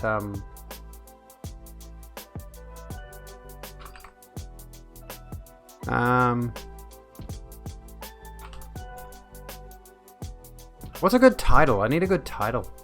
What's a good title I could set it to? Oh yeah, good idea. Posture check me. You know, I can set the title to actually though. Fuck TERFs. Fuck TERFs and ACAB. Still can't stand being in a wheelchair.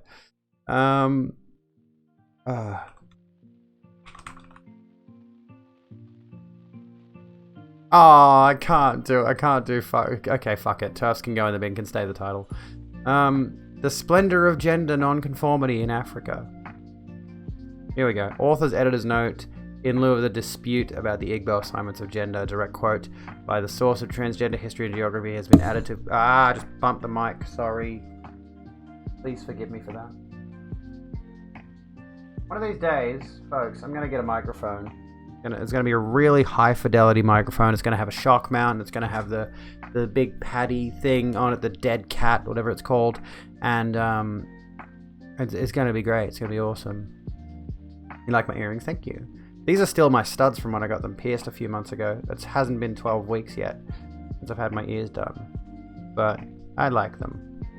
I want to get some with purple gemstones in them, but, you know, money and all that. Although that said, you know, some of the ones I've looked at that have purple gemstones aren't really all that expensive, so that's a good thing.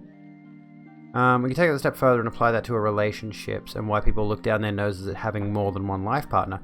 Yeah, exactly. Like, a lot of these things, a lot of these core concepts that we are raised on in Western society are kind of just racist in their own ways, because of the fact that they are social norms encouraged by nationalist colonialists, which stems from, you know, Christian values at its very core. Good morning, Festa. The delicious sound of tea. It's good, isn't it? Trying to catch up to Richie Two Teas on his tea consumption. And I think the fact that gender norms and sexuality norms and all of that are being broken down at the moment, and have been for a while, honestly, greatly intimidates quite a few religious folks for obvious reasons, because suddenly the social norm that they have lived by for most of their life is being confronted, and they simply don't know how to respond to it. Which, you know, of course, is a whole discussion we could have. I'm trying to think, like, where could you go from that? What was I going to say? But yeah, like the idea of non-monogamy, the idea of polyamory is the phrase I'm looking for. Actually, here's a fun fact about the terminology of polyamory. I believe poly comes from Greek and amory comes from Latin, or vice versa. I'd have to double check. And if you wanted to... Oh, actually, no, I think poly is Latin and amory is Greek. And if you wanted to make an accurate... I mean, obviously, English is just smashing a bunch of old languages together until we make our own. But if you wanted to make it technically one language or the other, polyphilia would be Latin accurate. I don't know about the Greek. There's a linguistic joke about it, is there? Do tell, I would love to hear it. I love linguistics. I love language and all that. I'd like to learn more about it.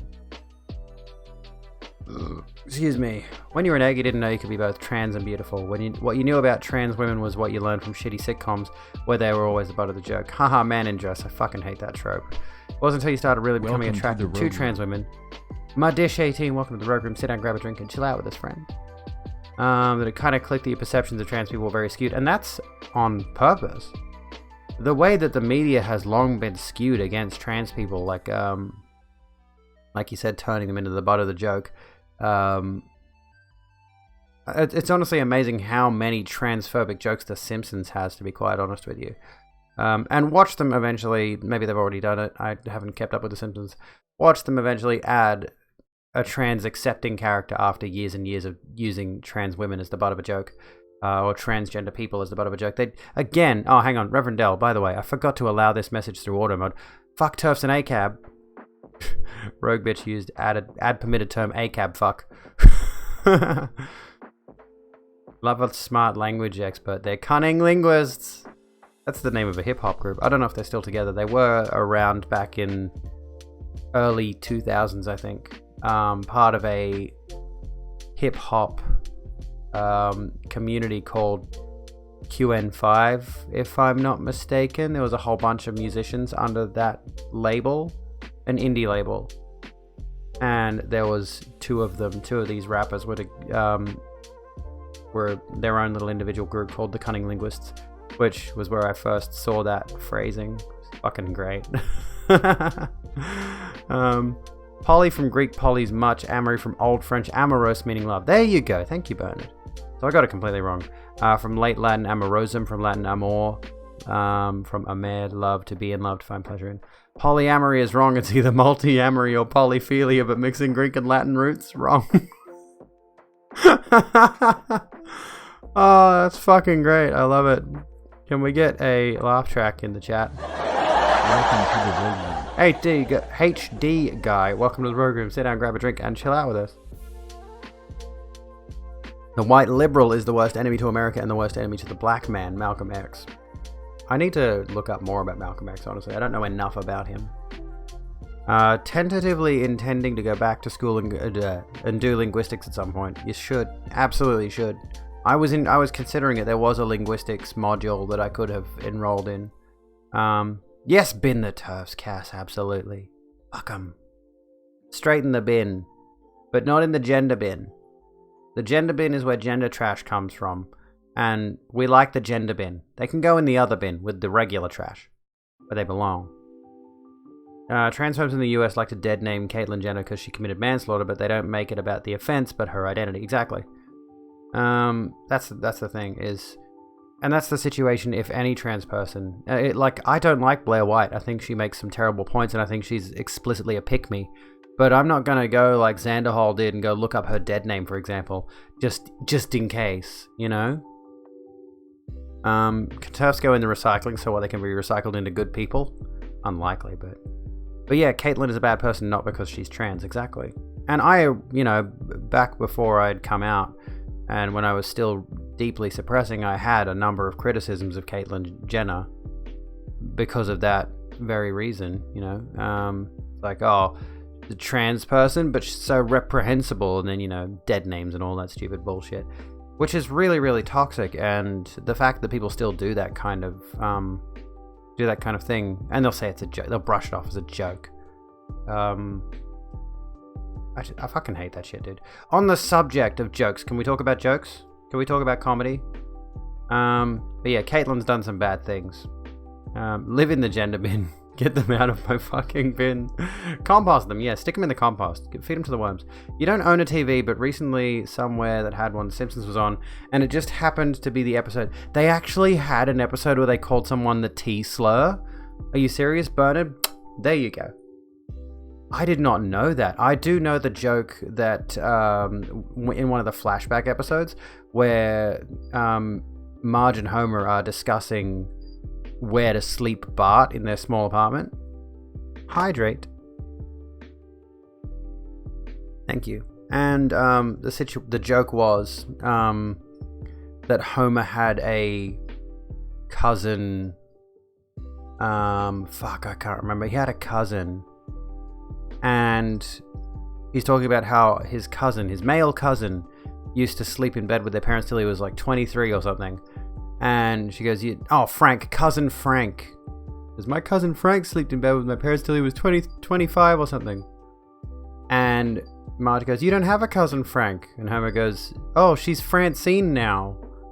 And it's like, the implication there is, of course, that if a child is too attached to their parents or something, they develop some kind of mental disorder that turns them trans. And it's like, dude, The Simpsons, really? One of the biggest cultural institutions in Western media. And they throw jokes like that. It's like, fucking stupid, man. I hate it. And if you're misgendering one transgender person, you're misgendering all of them. Exactly. Caitlyn Jenner is a terrible person and not a trans icon, but her pronouns are to be respected. Absolutely. There is no reason. It's like if I were to start calling Steven Crowder Stephanie Crowder and start explicitly referring to him as her. It's like, he wouldn't like that.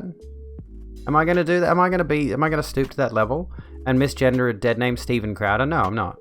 I'm going to refer to Steven Crowder as Steven and he, him, because that's who he is.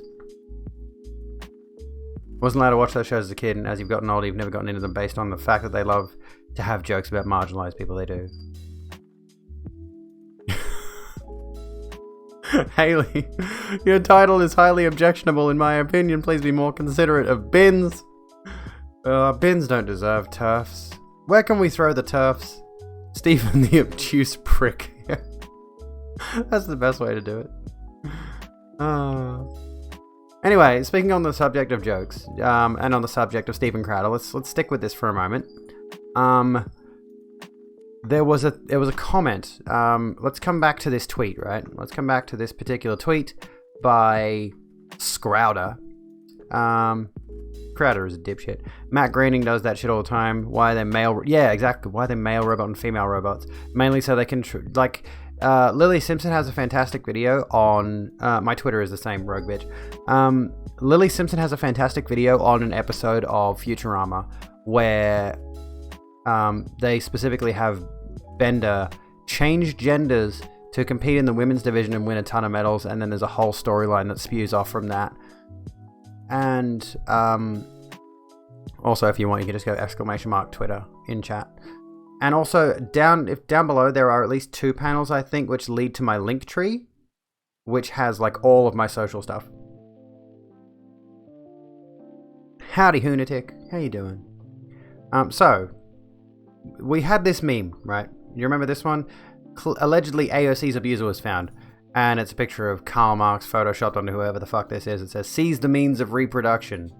And both Shu and Vosh and a bunch of other people are just like, Steve and I am asking in good faith, what is the joke? Was this joke generated by an algorithm? Why do you love mocking victims of sexual assault? I mean, fuck, Kevin Sorbo has a point. Or is he talking about AOC? I think he's talking about AOC, actually. Remember how before the internet, people used to think the cause of stupidity was lack of access to information? Is he referring to AOC, or is he referring to Crowder's joke? Fuck. Yeah, Kevin Sorbo is a cunt. Fuck Hercules. We stand Xena in this household. But who's he referring to? Anyway, after that, you may have heard of Count Dankula, the Scottish guy who did the Scottish guy who got his pug to do a Nazi salute. Unsurprisingly, he's got some kind of contrarian, reactionary viewpoints, and he tweets this today. Getting offended by a joke and then asking, what's the punchline, why is that funny? When the other 99% of people got it, just makes you look like an idiot that doesn't understand humor. Honestly, man, modern wokies are exactly like the pearl-clutching boomers from the 60s and 90s, crying for bans and shutdowns because someone said a mean word on the telly box. Blah, blah, blah, blah, blah. Like, this kind of thing reeks of, honestly. Here's my thought, here's my take on this, is that if 99% of your audience is laughing at your joke, right? Why do you care what the 1% thinks? If 99% of your audience is laughing at your joke, why the fuck do you give a single solitary shit about the absolute minority who doesn't like your joke? You would think if you were that confident in your humor, if you thought your comedy was actually that good, you wouldn't give the time of day to such a small portion of your potential audience. Insecurity. Absolutely. Projection. They can't stand the idea that their comedy isn't universal. They'll always go on about how comedy is subjective, right? And yet, when someone expresses their subjective opinion that they don't like certain jokes that you're spewing and say, that's unnecessary, that's offensive, that's targeting a minority group, why are you the way that you are? All of a sudden you feel the desperate need to speak on it. If that's the kind of thing you're going to do, why are you in comedy? If you can't handle a little bit of criticism, if you can't handle one person or 3 people saying your joke's shit, why are you in it? It's because they're desperate to convince themselves that they're good and right. Yeah, exactly. To a lot of these people, the act of committing to these jokes is not about the joke. They think that it's about the joke. But subconsciously, they know that they're committing an attack. Right? They know that they're committing an attack actively. And they know that they are driving sometimes their audience of millions, in the case of Stephen Crowder, for example. They know that they're driving their audience towards hateful viewpoints which can directly lead to people being harmed, or can lead to social shift in opinions towards, let's say, transgender people, let's say towards people of color, let's say towards gay people. The list goes on.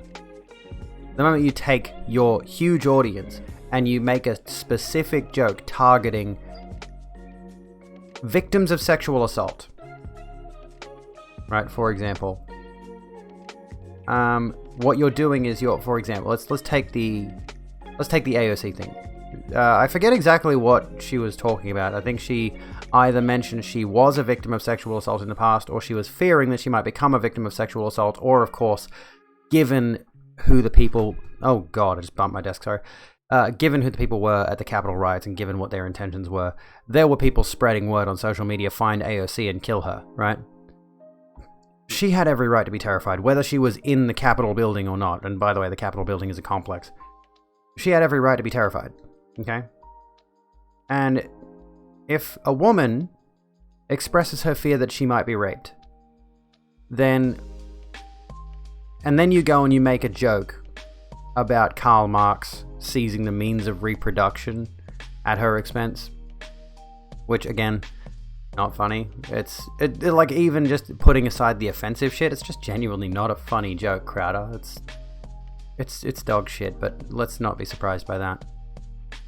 I'm trying to think, like, where am I going with this? There is a point that I want to make. If you go out of your way to make that kind of joke that specifically targets... Let's stick on the women who are victims of sexual assault thing. We already know there is a cultural inclination towards not believing victims of rape and sexual assault, because it's one of those particularly tricky things to... what's the phrase? Welcome to the Rogue Welcome to Room. the Rogue Room, shorty. Sit down, grab a drink, and chill out with his friend. It's difficult to not diagnose. That's medical terminology. Difficult to prove in court, basically. The evidence is really, and this leads to the unfortunate discussion of, I'm personally of the belief, believe women. Obviously, believe the victims in that circumstance. Obviously, and when you make jokes demeaning victims of sexual assault, victims of rape, etc., then you are encouraging the narrative that a lot of people already have embedded in their minds, that the people who are accusing others of sexual assault, accusing others of rape, they're just going to say it's a false accuser. And that narrative spreads even further than it already has. There are so many people who will refuse to believe victims of sexual assault, who will refuse to believe victims of sexual harassment and rape and all of these things, because this narrative keeps getting pushed that it's a ridiculous concept, which is absolutely patently absurd. Seize the means of reproduction has been a mildly funny joke people have made about, like, starting birth control. Literally the only part of the joke that's even potentially funny is stolen. The medium quality joke but stuffed into a hate crime. Exactly. It's not even funny. It's painfully unfunny. And if the audience is saying, what's the punchline? Again, we come back to the Steven Crowder thing for a second. Where is the Steven Crowder tweet? What's even more hilarious and honestly depressing is the fact that you've got people responding to this like Donald Trump Jr., Elon Musk, Matt Walsh. Wait, no, that's not right. Hang on. I'm reading different things. Sorry, I thought I was on the tweet. I wasn't on the tweet. Here's... You know what? This ties in perfectly. Thank you, Rational Disconnect, for this. This is not photoshopped. Rape culture is a myth. Change my mind. Rape culture doesn't exist. I've never experienced it, is his excuse there. Good night, Fox. Have a good one. This is the kind of person you're dealing with, right? It's like, what's the joke there? Is there a joke there, Steven Crowder? Right-wing comedy are just bad jokes about rape. Man mocks rape survivor who protects her children with firearm, only on CNN. What? Have you ever kissed a girl? Anywho, you get the point that I'm making there. It's getting a little bit late. Oh yeah, I already read that. Have a good one, Fox. Toxic narrative that infects the minds of people easily swayed. Really, it is. So yeah, when you say that someone is getting offended, this is the thing, is like if people get offended by a joke, is that not their prerogative? These are the kinds of people who will constantly say, yeah, like I mentioned before, comedy is subjective, and yet turn around and get upset when someone doesn't find their shit joke funny. Like, I'm sorry that your humor sometimes leaves a lot to be desired. Maybe you should work on that instead of complaining at people on the internet who don't agree with your idea of humor. Ridiculous. I don't know why I even follow this guy. He's a bit of a dipshit, but I've recently stopped following a bunch of... Like, I used to follow alt-right people on Twitter for the sake of keeping in the loop of the discourse, but, you know, I used to follow people like Gina Carano and such like that, who was not explicitly alt-right, but she has had some transphobic viewpoints, which obviously we don't stan. Yeah, join the Discord if you folks are interested in joining the Discord. It buffers on you. You like the Young Turks? I need to check out more of the Young Turks. The only recent Young Turks content I've consumed was a video from like 2018 talking about abortion and the death penalty with religious folks. And I've heard good things and I've heard bad things about the Young Turks. So I'm not sure where I stand on them specifically. I know Hassan Piker is the nephew of Cenk Uygur, and I like Hassan. Hassan's great, honestly. Asking people to explain their shit jokes only works if they don't intentionally make said jokes to do harm. Again, the socialism is for Fig's shirt. Love the daybed. Thank you. It's actually my sister's. I stole it. She wanted a double bed, so she bought herself a nice big double bed, which one of her cats has taken up an entire side of the bed to itself. And she gave me this, and it's really comfy. It's just my normal bed though, but it's so cozy. There's something about it that's just so cozy. Honestly, I love it. It's great.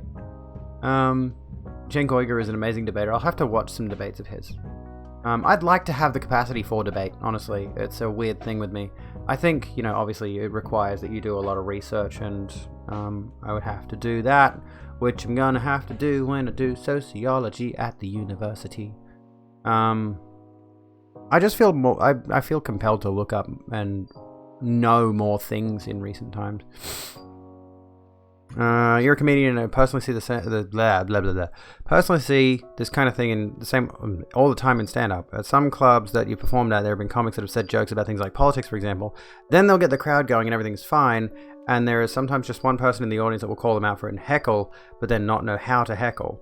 It's kind of different in a Here's the thing: is like if you make a joke on the internet and the entire internet is your audience, then you're much more likely to encourage hecklers, in a sense, and those hecklers are probably going to get at least some support behind them. Obviously, you saw Vorsh and Shoe on Head and things like that.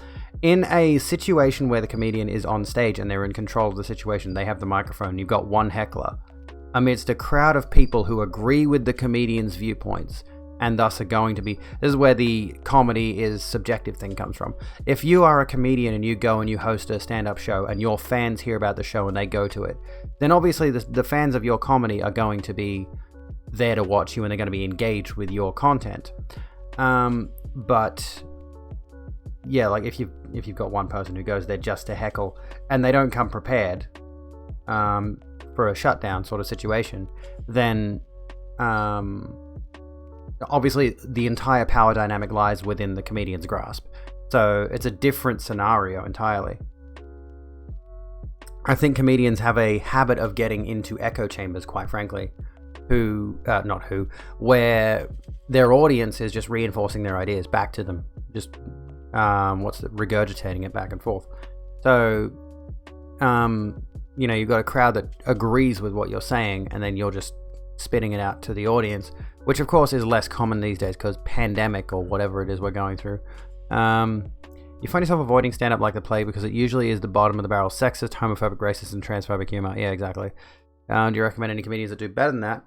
I need to check out Hannah Gadsby. I've heard she does some good stuff. But yeah, excuse me, my back is sore. I'm going to stretch it a bit. Oh my god. Okay. I've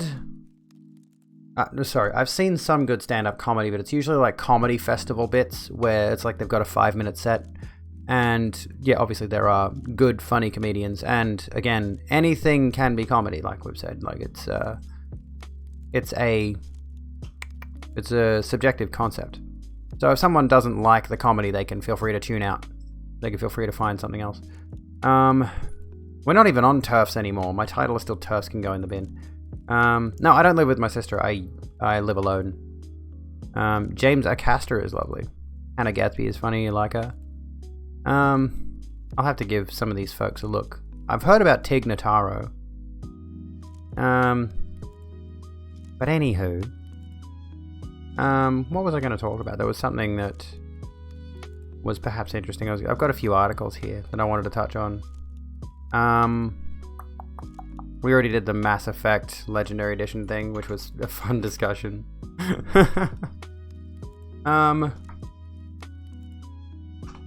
Not that. That's not what I wanted. James had an entire bit ragging on transphobic comedians. Good. Fuck them.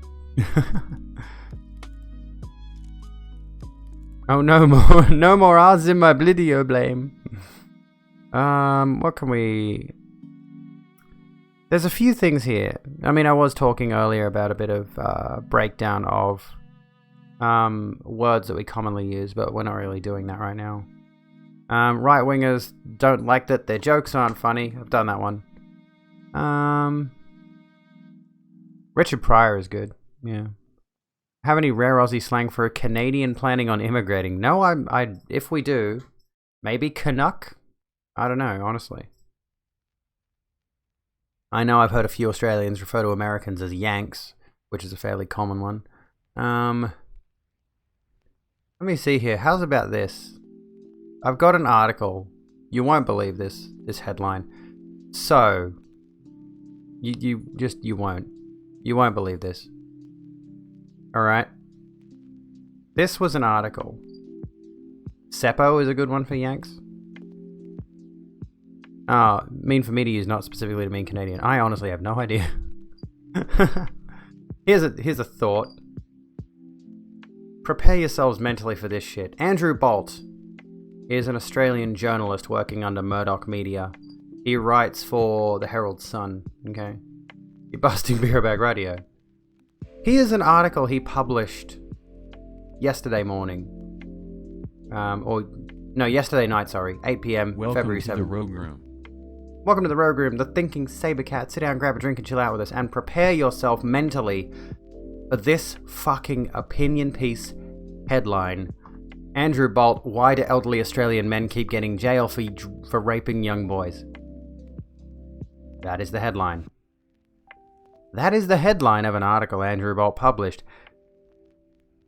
He changed it. How many will be condemned before hysteria cools? But I clicked on this article earlier today, and it was this headline. Okay, it was this headline. Like, how blatant. Why do elderly Australian men keep getting jail for raping young boys? Maybe because they're raping young boys, and that's illegal, and completely morally destitute. Might be a reason. Let's read the fucking thing. I installed an extension. Use correct grammar, kids. That allows me to bypass the paywall on the Herald Sun because fuck Murdoch Media. I'm not going to pay them a single dollar. How many elderly Australian men must be How many elderly Australian men must be unfairly jailed for raping boys before we cool this hysteria? Fuck! The first line! Must be unfairly jailed. I'm sorry. Let me get the extension. Fuck. It's called Bypass Paywalls. Google Bypass Paywalls. And it's one you have to manually install. It's not on their web store. Unfairly jailed for raping boys before we cool this hysteria. It's not a good lead line. It's not a good look. Andrew Bolt. Trevor Spurritt last week. You raped a child. Let's unfairly jail you. Content warning. Rape. Trevor Spurritt last week became the fourth in 4 years to be freed. Too late to save his reputation. Oh no, not his reputation. Yes, child abuse is one of the cruelest crimes, but jailing the innocent is also cruel. Yeah, jailing the innocent is also cruel, but... Dude, is this the hill you want to die on? Andrew, seriously, mate, friend. Andrew Bolt. You could make this point of jailing the innocent for, like, use murder. Use someone who got wrongfully accused of murder or something. At least then, the victim of the crime is already dead and is not going to be suffering with years and years of emotional trauma as a result of being raped as a child. Don't die on this hill. 4 and 4 years is pretty small, exactly. Aha! 4 victims seems too many for a jury to doubt, right? And in a witch hunt, that's how it works. The plural of allegation becomes proof. But Victoria's Court of Appeal last week decided that the jury was wrong and pointed to real problems with the accuser's evidence. For instance, one accuser said Spurritt indecently assaulted him at a school camp in 1969, 1970, or 1971, but there were no such camps in 1969 or 1970, and Spurritt did not go in 1971, yet the jury still convicted him. It's as if no one dare disbelieves anyone claiming to be a victim for fear they may be accused of being soft on pedophilia or cruel to victims. Listen, I'm going to make a stance here. Yeah, no one wants to be accused of being a pedophile, obviously. No one wants to be accused of and sent to prison for being a pedophile, but dude... Andrew Bolt, mate. This is not it. This ain't it. What's frightening is that it's not just juries or the media that seem keen to believe what they should question. It's incumbent on us to believe what complainants tell us, said the lead detective in a rape case in which he wrote the accuser's story 15 times to make it fit the facts, only to still have it crumble in court. Hold on a moment. The same detective was also involved early in the investigation of Cardinal George Pedophile. I'm sorry, I misspoke. Cardinal George Pell, who was eventually jailed on the uncorroborated claims of one man. How bizarre his... Like, this is right-wing media, by the way, so we can't even take their words with a grain of salt. How bizarre his claims were that Pell raped him and a friend at the same time in Pell's cathedral right after Mass decades ago. Last year, the High Court freed Pell, pointing out 7 judges to nil the obvious. How could the rapes have occurred as alleged? You know these people. Andrew, I hope you're aware that these folks have a lot of power, especially religious people, especially high cardinals, have a lot of power and influence to manipulate these situations to their own advantage. And that's the tea, sis. Are you really going to believe a really powerful religious figure over the victims of a sex crime, and then go ahead and, like, this goes back to what we were talking about before, like the doubting victims of sex crimes thing. Why do they go so hard on this? Why do they go so hard on the fucking victims of sex crimes thing? Andrew Bolt, are you projecting, friend? Is this... I sincerely and honestly hope this is not some way for him to deflect attention away from the fact that he has probably molested children. I really don't want to think about the idea that Andrew Bolt has a body count. You know, I don't want to think about the idea of more children being victims here. 4 false convictions in 4 years is nothing compared to the number of genuine rapists there are, exactly. And this is one of the major problems with the justice system as well, is, you know, the fact that false convictions can lead to doubt around actual rapists is a failing of the justice system. And what chance did a 4th man, John Francis Tyrell, have at his own trial? The jury convicted him of sexual abuse on the words of a single accuser, trying to remember what happened in a Geelong school some 50 years earlier. Weren't there a lot of accusations against George Pell, by the way? Publicly accused of being the new identity of a child killer before, and as someone who has actually been the victim of a false and preposterous crime in question happened before you were born accusations, you have no idea what this guy's damage is. This is absurd, dude. It's a good time to reflect. You see, last week, like, this is the thing. These people are all in bed with each other. These people are all in bed with each other, trying to deflect away from, well, the sheer fact that they're obviously raping children. I sound like a QAnon conspiracy theorist at the moment, but the reality of the situation is, dude, like, how many will be condemned before hysteria cools? Why do elderly Australian men keep getting jailed for raping young boys? Oh my goodness. Because rape is a federal offense. Just arrived minute, we were talking about this Andrew Bolt article, which is just patently, like, the situation, of course, is false convictions bad, false allegations bad, yes, but this sows doubt among, like, publishing an article like this sows doubt and makes actual victims of sexual assault feel uncomfortable coming forward because they feel they will be accused of being a false accuser. You know? And here's Andrew Bolt claiming that elderly men are being condemned because of the hysteria surrounding rape allegations. We don't rape people. Crazy idea. Maybe because elderly men lived in the era before child protection laws were rigorously enforced. That too. Could be a thing. Like, I think there's definitely a situation, there's a case to be made that, yeah, a lot of these older pedos have been able to get away with it before and can't get away with it nowadays. And Andrew Bolt he honestly looks like one of them. Yeah, he looks like one of them. How much are we gonna put a bet? We're gonna bet on, oh my god, it's still called this. Stop unfairly jailing old men over child rape claims. Oh my god, dude, it's still there. It's on the website. It's on the fucking website. Look at this shit. Why facts no longer count in climate debate. Left trying to muzzle Kelly for speaking the truth, not the amorphous blob known as the left. Who is this fucking guy? Why Eddie will never please the race warriors. Vaccines won't end this COVID nightmare. Oh my god. I'm gonna have to read through some more of this guy's shit because he sounds like an absolute fucking lunatic. Race warriors. Oh, dude, wouldn't that be like the sickest Saturday morning cartoon?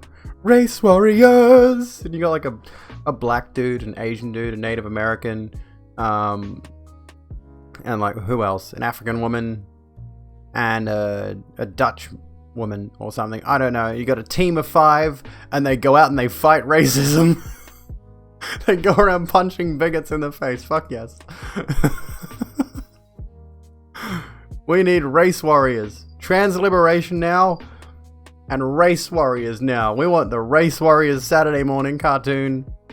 I'll write it if you want, or we'll hire a team of people of color to do the writing. Wasn't that the plot of Captain Planet, basically? I see you've brought guests. Dr. Duck Games. Welcome, friends. Welcome to the Rogue Room, friends. How yous going? My name is Abigail. How's it hanging? Duck Raid. What's happening? What we getting up to tonight? What are we streaming tonight? Tell us all about it. There we go. Excuse me. Oh, playing some FIFA. How'd you go? Did you score many wins? I'll chuck a follow your way. Oh, excuse me. My chest is a bit sore. Oof. Truly a debate for the ages, this one. Honestly. We were just discussing a particularly questionable columnist, not a journalist. Andrew Bolt is not a journalist, he's a columnist, he's an opinion piece writer. He doesn't even write the news. Class Warriors, yes, please. Can we get we need 2. We need like a spin-off. We need Race Warriors, where you gotta go for dinner. Radio, have a good one. Have a good dinner. And thank you so kindly for bringing your friends over here. Get flipped off. There you go, Del.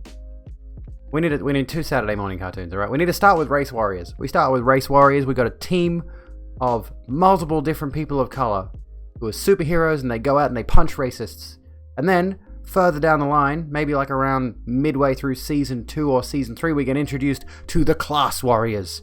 Their ally team, and the Class Warriors get a spin-off show. And they have crossover episodes at the finale of the seasons. Class Warriors going out and punching the bourgeoisie in the streets, where they'd never be caught dead, to be honest, but you know. Fuck yes. Hello, me neither. How you doing? What's going on? And everyone is gay. Absolutely. You're doing wonderful. I'm glad to hear it. They all need to be people of color, and they all need to be queer. And it's just a Saturday morning cartoon show style format. Fuck yeah, dude. Let's do it. Oh my god, Mrs. L Welcome. is also friends. rating with a Party 25 Dyson Sphere program. Oh yeah, you mentioned that. Oh my goodness. Maybe one is straight but an ally. Sure, we can have one straight character in either Race Warriors or Class Warriors, the Saturday morning cartoon shows. You can't have both. Mrs. L, how did your stream go? Tell me all about it. Lovely. How are things? How are things with you? It's a pleasure to see you back on Twitch. Everyone go follow Mrs. L, by the way. Absolute treat. Can I share a sentimental story? We're gonna get a Gay Warriors show as well. Yeah, we'll have a token straight. We're discussing the reasons that it's... Oh yeah, we were looking at Andrew Bolt's fucking dog shit opinion pieces. And we came across why Eddie will never please the Race Warriors, and we got onto this tangent about we need a Saturday morning cartoon show called Race Warriors. And they are a bunch of POCs who go out and they punch racists. And that's the format. And then we have a spin-off show called Class Warriors. And now it's looking very likely that we get another spin-off called Gay Warriors. And every character on all these shows except one is some measure of queer. Trans, gay, all points in between. Snowflake and safe space. Except palatable. They fell by the wayside, didn't they? They announced that group, and then we've heard nothing of them since. Hey Dan, how you doing? Oh, first stream back. I'm glad to hear it was great. That's delightful. Welcome to the Rogue Welcome Room. to the Rogue Room, Dan the Warrior 101, by the way. I know you. Oh, Dante the Warrior. Wait, what? We got Dan the Warrior and Dante the Warrior 1. What the heck? That's confusing. Okay, Dante. Welcome to the Rogue Room. Sit down, grab a drink, and chill out with us. That's confusing. Unless the bot... What's this story to share? Do you mean about the Race Warriors, or do you mean about the... that's the sentimental story. Can I just say, the Intersectional Warriors, that's the crossover episode. Like the feature-length crossover episode. Can I just give Mrs. L a sentimental, Welcome heartfelt back, shout-out? supporter of the cause. And Mr. Fluffy Pants, thank you for gifting Mrs. L a treat, a ticket to the Sub Lounge. Sit down, grab yourself some Moscato and some fruit, and chill out. Ship Dan Dante. Mrs. L is honestly one of the crucial members in my coming out story. Okay, she's one of the first that I approached when I was first experiencing extreme gender dysphoria, and helped me come to terms with a lot of the things I was feeling, quite honestly. So, you should absolutely go and support her. An absolute legend. And, honestly, I entirely blame you for the fact that I'm Abby now. I love you. Thank you for being such a good friend. The Holistic Heroes, maybe. I've been wanting to talk about holistic health, actually, for a while. You liked that name best? Yes, absolutely. I was debating that and Rogue, which of course became a part of my username, and there were a few others. I was debating my dead name, but with a different letter. There were other options. I think I feel like I sat on social justice. I'm gonna fucking die, dude. This is such a good topic. I feel like I ruminated on the term Maria for a while, which I'm going to keep as a middle name I think I'm going to keep it as a middle name. I'm not sure. Social Justice League. Holy heck. Oh, you're off, Dan. Have a good one. And Dante. Is it like 2 accounts, or are you actually separate folks? What do you do with a problem like Maria? You stab yourself with a vial of blood, and you keep fucking trying to parry her with your pistol. Lady Maria's a fucking cunt. That being said, she's one of my favorite Bloodborne characters. Meanwhile, at the Forum of Doom. You're so proud, thank you. You had your name stolen by Caitlyn Jenner. Bitch stole it the week before you came out, oh no. Oh, did you keep it, or did you change it? I honestly, like, Philosophy Tube coming out and announcing she's Abigail Thorne hit me like a ton of bricks. Maybe that's why my chest hurts so much lately. I got a ton of bricks thrown at my chest because Abigail Thorne. That's such a badass name, by the way. Can I throw that out there? It sounds like sounds like some kind of a character in like a noir detective novel. We got to out Abigail the Shapiro. Yeah, the left is trying to claim as many Abigails as we can, so that we can out Abigail Shapiro. You know, that's what we're doing here. So we've got 2 leftist Abigails so far. Me and Philosophy Tube. I'm sure there's more that I'm missing. Imagine throwing bricks instead of soup for your family. We throw the bricks so that one day we can throw the soup. So that everyone can eat, including the homeless. Everyone can eat, including the homeless. I am sure I didn't save this link. I think I've got a tweet that I want to show you folks. Because, you know, I'm going, like, here's a little announcement for everybody who's just tuning in.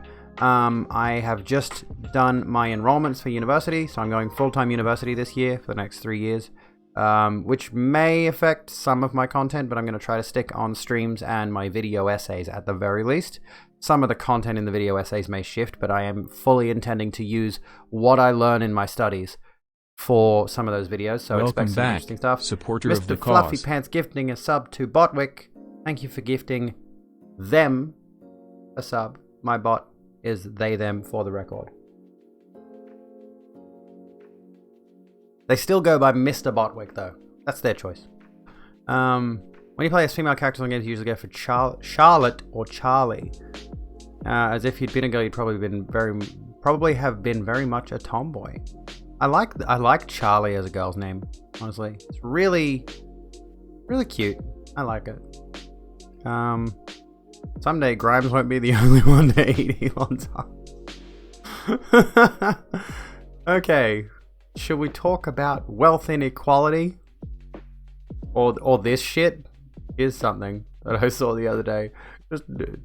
I'm just gonna keep throwing shit at you that's gonna make you think we live in parody world, because I just keep finding things like anti-racist is a code word for anti-white.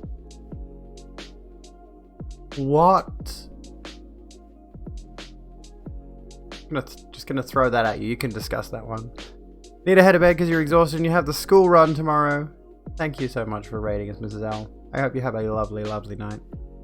Welcome to Harrison. Yes, this is Harrison, Arkansas, I think. And there's a bunch of other signs as well. It's not racist to love your people. White Pride Radio. Welcome to Harrison. Beautiful town, beautiful people, no wrong exits, no bad neighborhoods. Diversity is a code word for hashtag white genocide. Oh no, the poor whites. White Pride Radio, for the family. Look, dude, literally, altrighttv.com. This has to be a joke. This town has to be a fucking joke. I refuse to believe. I refuse to believe Harrison, Arkansas is a real... This has to be a meme, right? This can't be a real place. Surely not. These people want to be oppressed so badly. They are absolutely... This is, I believe, if I'm not mistaken, Somebody mentioned that Harrison, Arkansas. Yeah, ew, exactly, ew, where everyone's equally racist. If I am not mistaken, I'm just looking at their Wikipedia page right now. Somebody mentioned the fact that some time ago, a couple of decades ago or something like that, they drove all but one black person out of the town. And as far as I'm aware, in the current day, it's got about a population of 50 black Americans. As to why any black Americans would move to such a place is beyond me. I would be fucking terrified living there, to be quite honest with you. But let me just see here. Is there any details about that sort of stuff? I don't know. I can't see. I don't know. Nothing particularly stands out. Although, nothing particularly stands out except for the fact when I scroll all the way back to the top, I notice this line. This predominantly white community is noted for its history of racism, which includes 2 race riots in the early 20th century and an influx of white supremacist activity in the 20th and early 21st centuries. Because of this, it has been described by a number of sources as the most racist town in America. There you go. Not the craziest you think, but if you Google Kamala Harris Jezebel, your eyebrows might hit the back of your neck as the Christian right are hate-bonering her and AOC with rather insane claims that we are in the last days. Harrison, Arkansas. Shadow. Home country is full of douchebags like these people. This is the situation. Is as far as I'm aware, this is a particularly isolated town, right? So it's in the middle of nowhere. Right? It's really not a town connected to a bunch of other towns where there's more diverse population, and thus people get their perceptions changed by other people living nearby. These people live in effectively a social echo chamber where it's just a predominantly white group of people parroting white supremacist ideas back and forth to each other, and as a result, there's no intellectual diversity there. These mindsets are not unique to that town or even the state. No, exactly not. But as a result, give them 5G and they'll be normal in no time. I heard their insane Europop song called Anti-Racist is a code word for anti-white anthem. No, I have not. Oh, my back is sore. The US is so fucked, but the reality of the situation is I've been to towns like this in Australia. I've been to predominantly white rural towns, and there's this air of just underlying racism. You can feel it. It's a weird energy. And I've been in these places and spoken to these people. I went to a store once. I forget what the exact context was, but as I was going past, I didn't buy anything, but I spoke to the elderly man serving the checkout, and he made some off-color remark about gay people, just off the cuff, just assuming I would agree with him. This was a long time ago now, but these kinds of people live in an atmosphere where they just freely go absolutely rampant with their stupid viewpoints. Because no one challenges them. No one challenges their ideas. People like them make you ashamed to say you're an American. There's a lot that would make me say I was ashamed to be an American if I lived in America. It makes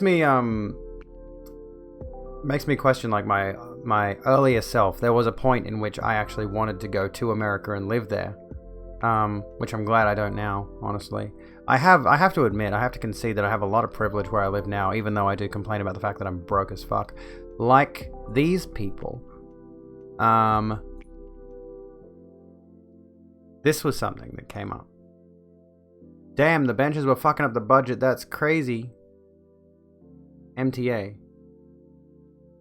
Hi, Jeremy. Benches were removed from stations to prevent the homeless from sleeping on them. NYCT subway. Why does the world... And here's some more pictures. This is from an account called New York Residents, someone complaining about homeless people living in the subways. Every morning, this is what I see when I enter your subway system. You all have to do better than this. Yes, they do. What the city needs to do is provide some socialized housing for homeless people so they don't feel like they have to go into a subway at night to get away from the cold and damp. You know.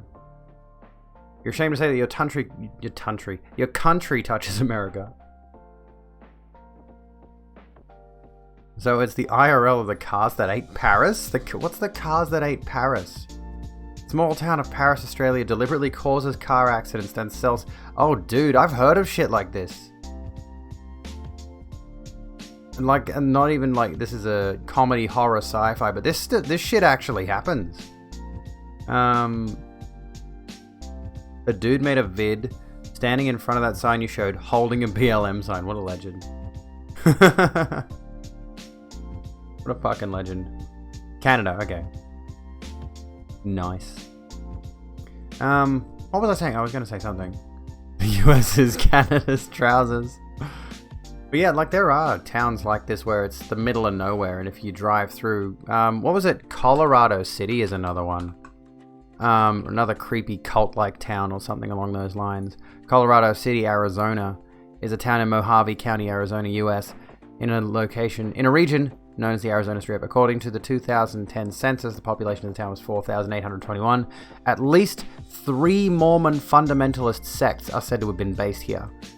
And as far as I'm aware, everything I've heard about Colorado City is it's this really creepy, rundown kind of place, and it's like it says, it's got these Mormon cults. And it's one of those towns you don't want to drive through. One of those towns that you don't want to go through because everyone's like, if you got to stop for gas, maybe keep driving. Patrolling the Mojave almost makes you wish for a nuclear winter. Tell you what, here's a goal. If I can hit, and like here's the thing, is like I want to get back to gaming streams eventually, but not like as my main content.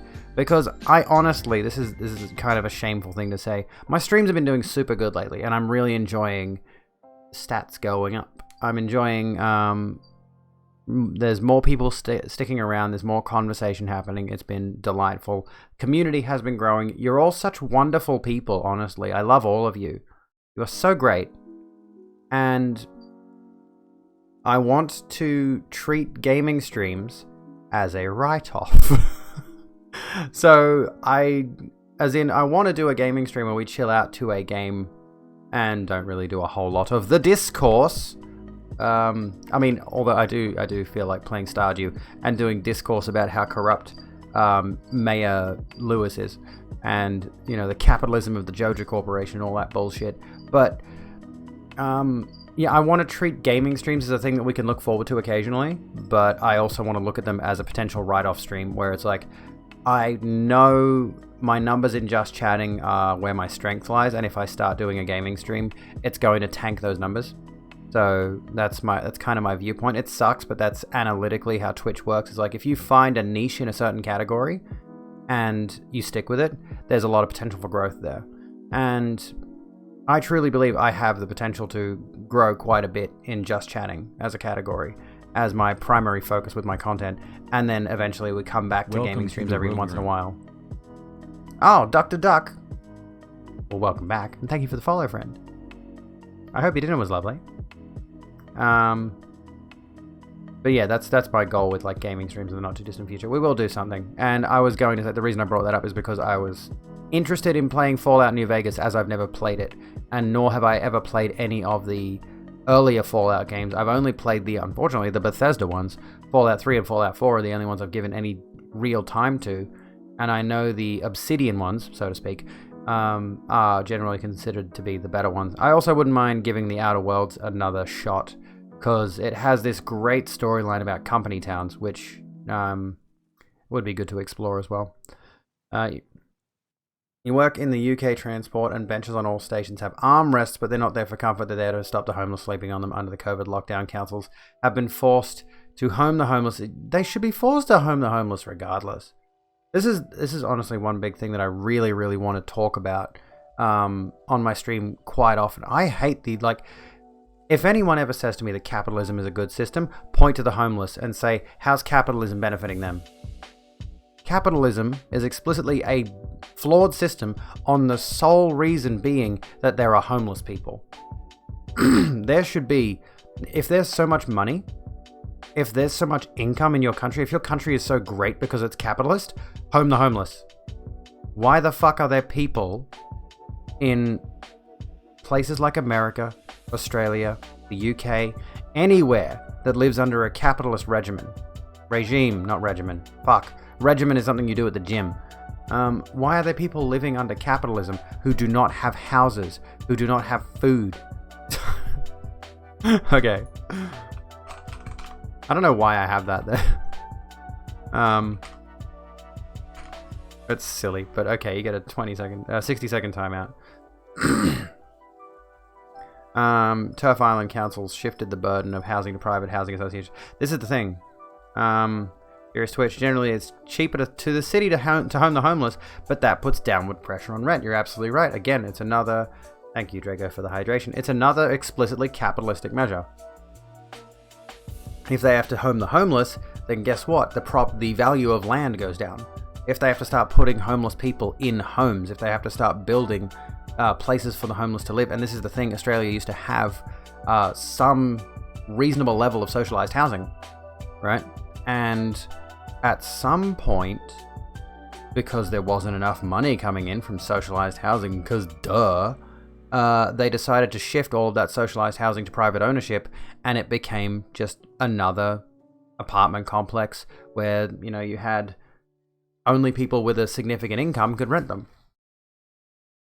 It's ridiculous. There is no reason other than pure capitalistic greed that homelessness should exist.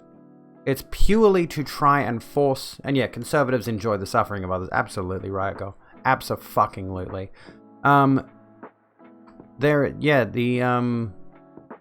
Fuck, there was a point I was going to make and I keep losing my train of thought.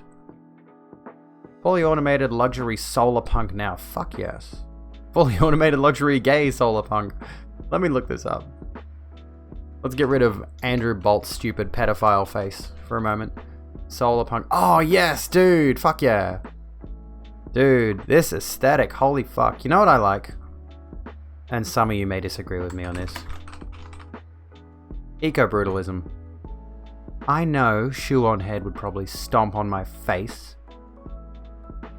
You would hear that I like some brutalist architecture, but I love this shit. I love eco-brutalism. Big, imposing concrete structures interspersed with nature. There's a skyscraper in Sydney, kind of like this, right? Except it's just all the way down the sides of the buildings. The building in particular, sorry. It's just foliage, and it's so beautiful. Anyway, back to Solarpunk for a moment. This is the same kind of thing. Dude, that looks fucking sick. Yes. Holy shit, yeah. I mean, at the very least, give me a video game in this setting. Holy fuck, mate.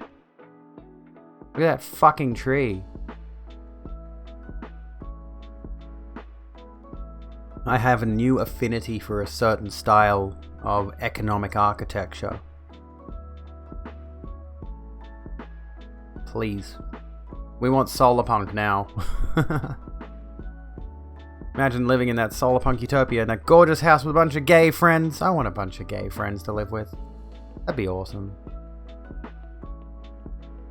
Oh, Star Trek socialist utopia now, I wish. You know what amuses me? You know, racist Star Wars fans annoy me. Racist Star Trek fans confuse me. When I find out there are bigoted Star Trek fans, I'm like, what show did you watch? It's really baffling. If you go to Cuba, you can see some of the most unique housing. You've been there twice, and stupid things like planning permission are absent. There's whole streets with each house looking unique to the owners. Let me have a look.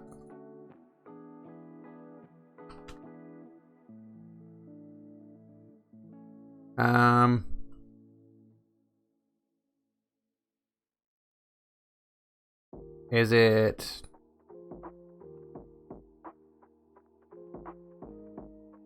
I'm not even sure what I'm looking at. Like, I've just looked up Cuba housing, right?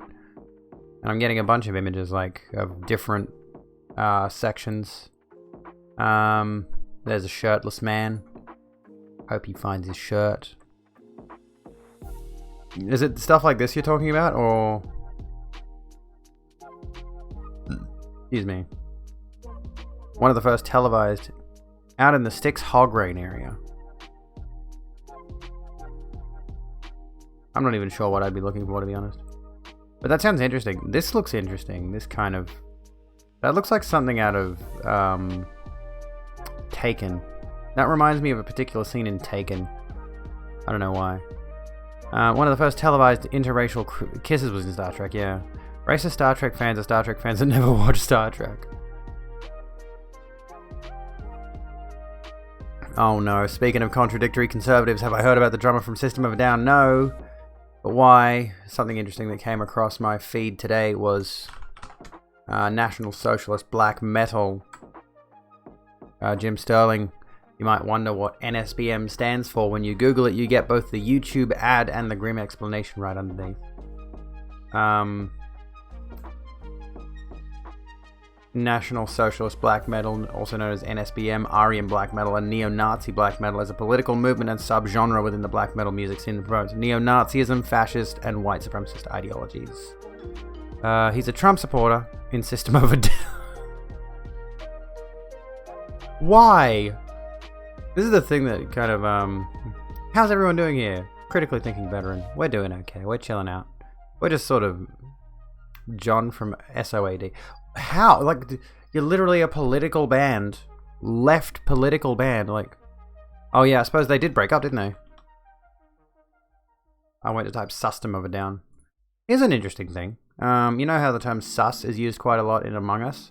That's actually got some homophobic leanings. There was a time back, I think it was the 80s or something like that, where because of the innate bigotry of the time, being homophobia largely, there were people who would refer to folks they believed to be gay as sus, and thus it became a bit of a dog whistle among homophobic groups, I suppose. You know, they'd say, oh, that bloke's a bit sus, and then they'd go gay bash him or something like that. That's what I've been told anyway. I'm not 100% sure on the accuracy of that, but now the term sus just generally means suspicious or suspect, so, you know, do with that what you will. A lot of the buildings are old, but there's something amazing to see with a road with people going home on a horse. That is kind of amusing, isn't it? He got rich. Yeah, I suppose. That's the thing about, and honestly, I'm surprised that, you know, political bands, I suppose if you're that deeply entrenched in your political viewpoints, like it seems like Serge Tankian and all of those folks would be, aside from Trump supporter. Let me think for a second, if your political viewpoints are so entrenched, but you still make it as a famous person, I guess this wouldn't happen to you. Make it as a musician or whatever, sorry, if you make a lot of money. But if your political viewpoints are so deeply embedded in who you are, then I guess making money wouldn't change those. But there does tend to be a thing among, it does tend to be a bit of a thing among people who start out either poor or just generally not having money, but when they gain some measure of success in their career or what have you, they tend to skew right. Because it becomes a situation of they need to protect everything that they have from the paws. The dirty paws are not allowed to have my money and my things. They feel like they've earned it or something, despite the fact that it's flagrant privilege that generally leads people to have career success for this reason or that. Good thing language isn't static and words change their meaning. Yeah, I suppose it's true. Heard it was a thing in the last 5 years in the slang of some groups. Really? Simple listen to Rage Against the Machine will let you know what to do. Exactly. Welcome to the Rogue Room. Welcome to the Rogue Room. ID Fix Chen 01. Welcome to the Rogue Room. Sit down, grab a drink, chill out with us. They also get the false idea there is a meritocracy. Exactly. I was successful, so why can't everyone else be? And that comes back to the situation with homeless people, right? It's like the idea is they're just lazy and they don't have the moxie to come up in the world, thus they deserve to be homeless. Whatever. And the unfortunate situation is that they are dramatically impacted by factors outside of their control.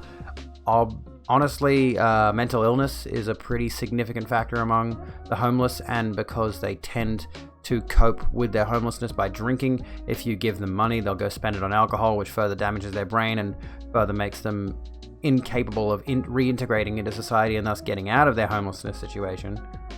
But they are there because of an... Here's the thing, right? NBSP, how you doing? Literally talking about your dad. Tell you... Wait, in what regard? Hang on. Stop. What am I stopping? Yeah, bootstraps. The bootstraps argument. One sec. Okay. Being a poor man who made something of himself under capitalism and... Oh, yeah. It reminds me of like... I was watching a video. I was watching Blair White's video announcing that she was leaving LA. And one of the reasons that she mentioned she was leaving LA was because of all the homeless people. I'm like, you completely unempathetic bitch. What are we saying about homeless people? Okay, so there is... Let me get this point across before we continue.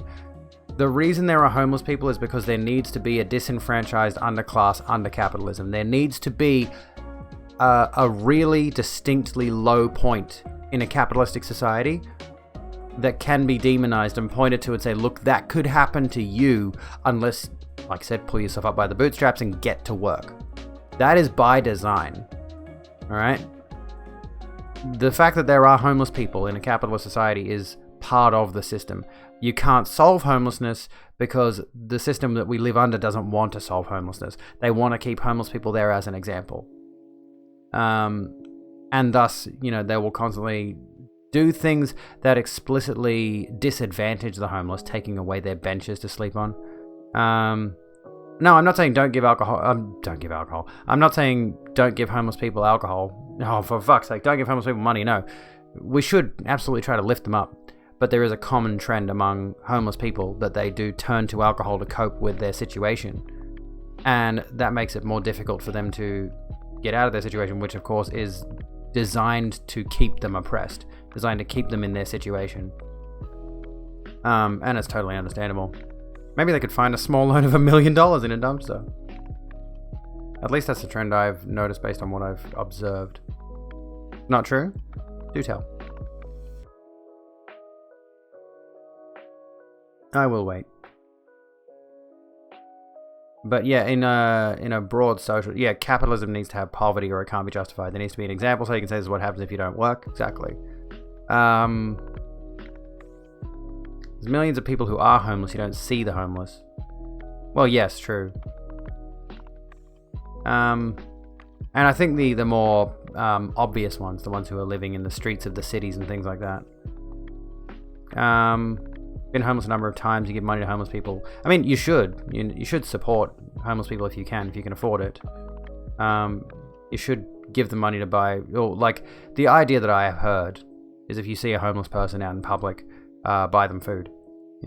Give them a meal or something. So there's a tiny spider here. There is a tiny spider. Oh, okay, you're gonna leave me. Alright, there is a tiny spider, very, very small, dangling right in front of me. I got him on my finger for just a sec. Off you go. Am I aware there are over 160,000 homeless people in Nancy Pelosi's district in California? Wouldn't surprise me. Why is Nancy Pelosi relevant to that, though? Tarantula babies? I hope not. Shelter estimated that 280,000 people were homeless in England as of December 2019 with no equivalent figures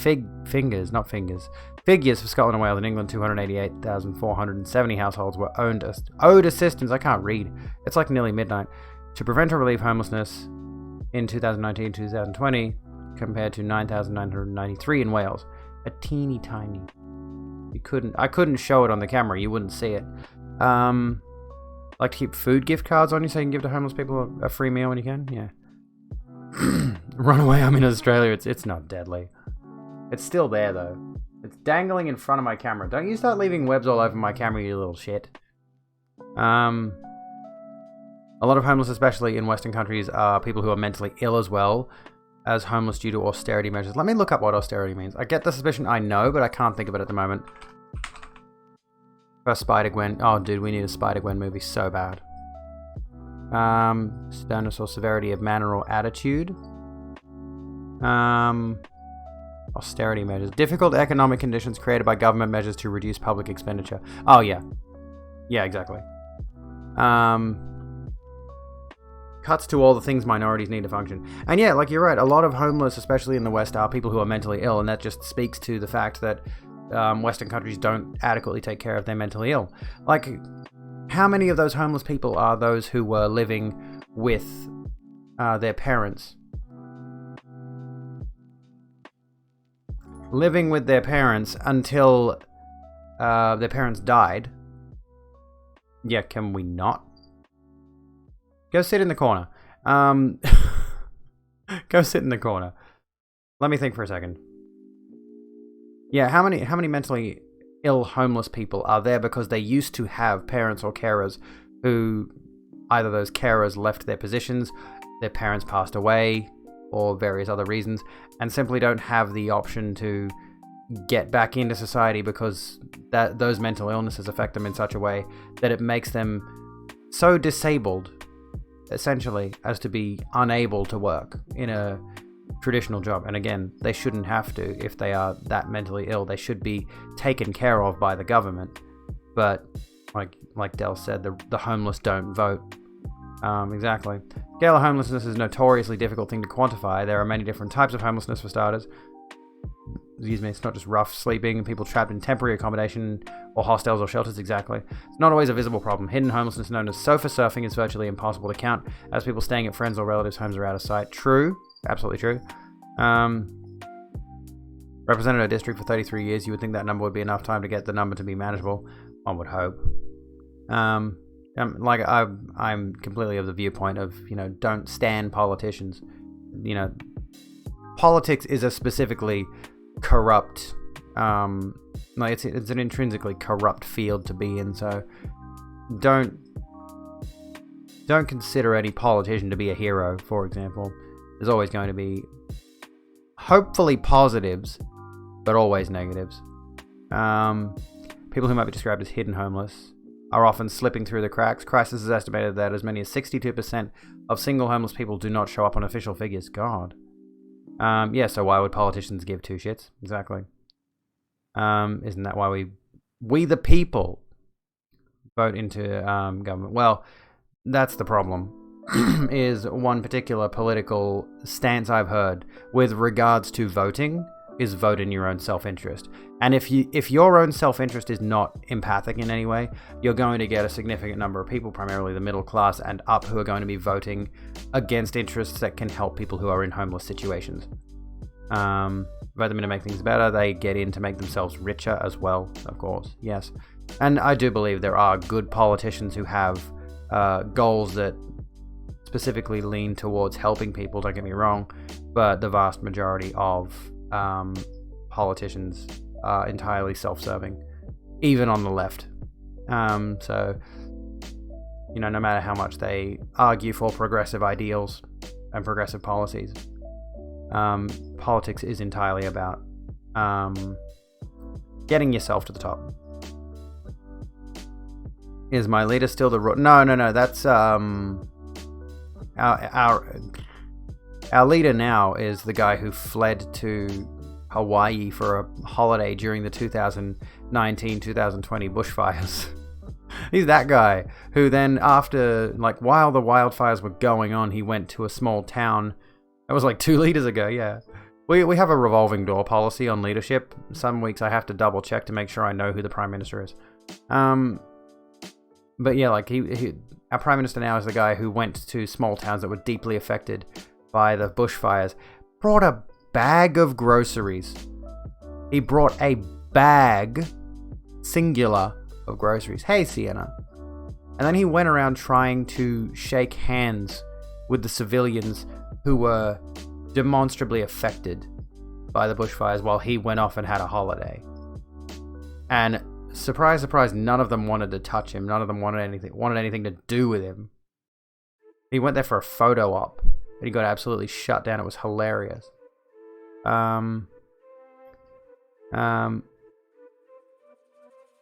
Excuse me. That is a... Hang on, let me see. No, I'm not saying you have any alcohol or drug dependencies. I'm talking on a broader scale. It seems that way, but it's I mean, really, that speaks to the issues that a lot of people have alcohol and drug dependencies, even if they are not homeless, even if they are not in any sort. And that leads into another issue entirely: alcoholism. I should stop drinking, actually. Where are we? Remember you remember Bob Hawke? I think his name was. Yeah, Bob Hawke was the... Hang on. The Liberal Party... This is interesting. This is confusing. The Liberal Party in Australia is the right-wing party that's currently in government, and the Labour Party is our arguably left-wing party. But there are further left parties than them, of course. And the Liberal Party is the one that's led by Scott Morrison. Now we're in the UK, nice. I think there's a lot more that I need to look into on this topic, honestly. My major issue with the homeless, and I don't have any chagrin toward homeless people, obviously. I have a lot of empathy for them. Liberal likely meaning neoliberal, yeah, most likely. Is that I am specifically infuriated, honestly, at the way that our culture and our society just generally disregards anyone homeless and doesn't offer them a hand up, because that's what should be done and for some reason is not being done. And we already covered exactly why that is, because the economic system we live under needs a low point to point at and say that's what could happen to you if you don't get to work. This is why I'm still kind of iffy on Anthony Albanese's situation with the push towards more climate-aware measures in policies. If the company were to get in, if the Labour Party were to get in, is the specific narrative that they're pushing is like, we're going to push for more climate-aware measures, more climate change-driven measures, which are going to create jobs. Now, don't get me wrong, I don't disagree with the idea that we need jobs. We do need more jobs for more people. But, you know, it's that same thing. It comes back to that same thing of like the time I went to the doctors a few years ago, and the primary motivation for getting me better when I was suffering through some mental health issues was, we need to get you back to work. So let's stick you on some antidepressants that just make you baseline functional so you can get back to cleaning floors and pushing trolleys. There's a lot of problems with our society that I need to further educate myself on. NBSP, thank you so kindly for broadening my horizons on that.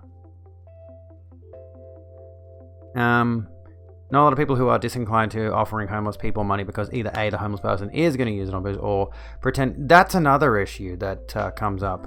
Another issue is the people who are actually out there on the streets panhandling.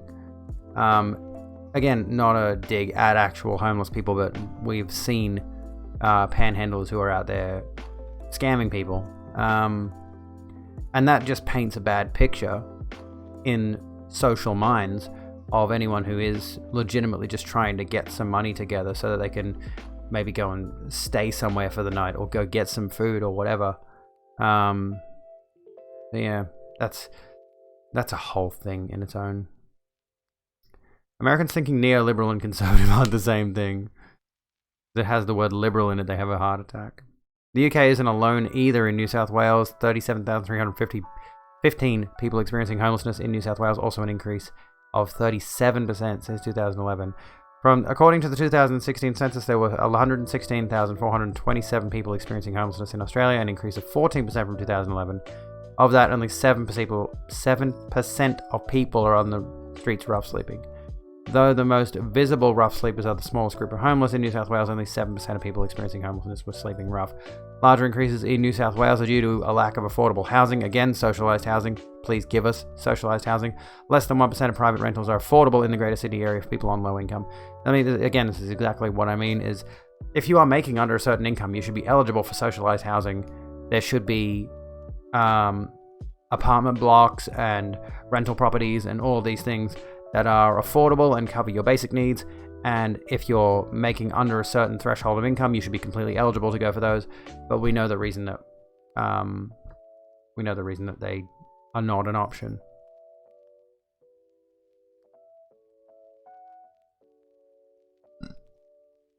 In the UK, a lot of working families are using food banks, and you work between 47 to 45 to, I can't read, dude. It's like 12:07 a.m. I'm going to blame that.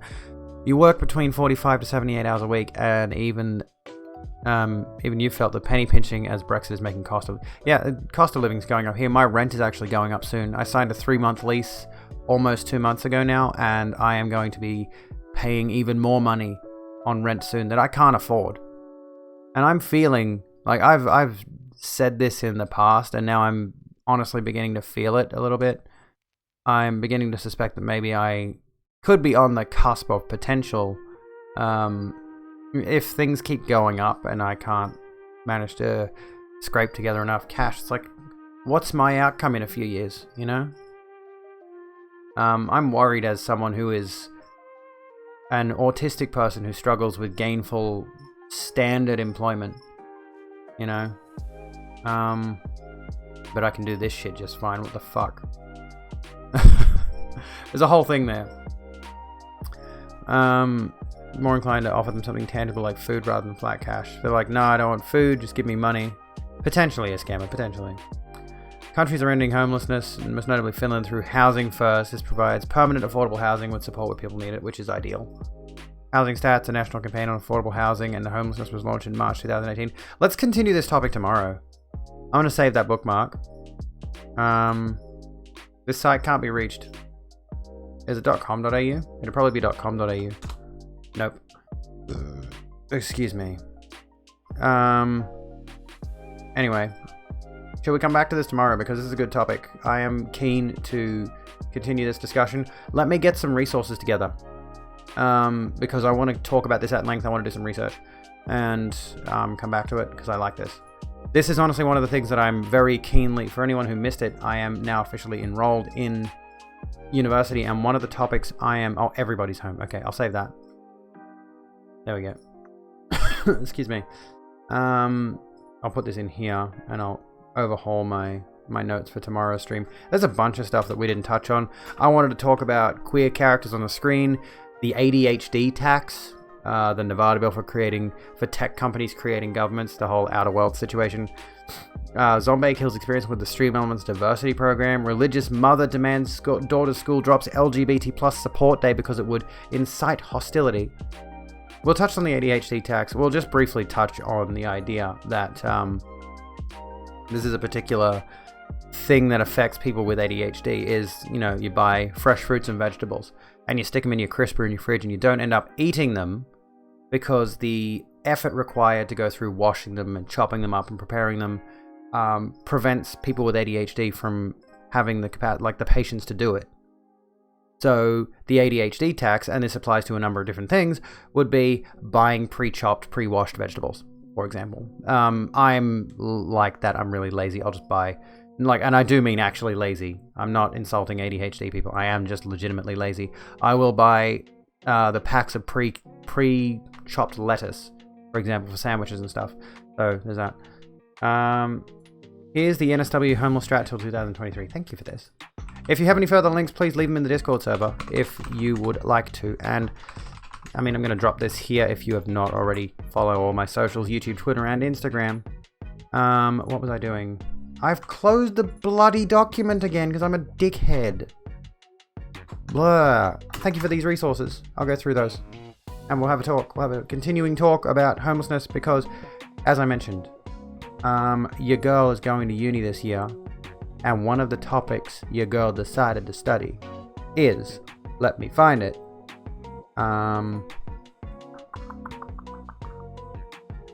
global poverty and development, which is going to touch very heavily on that very thing.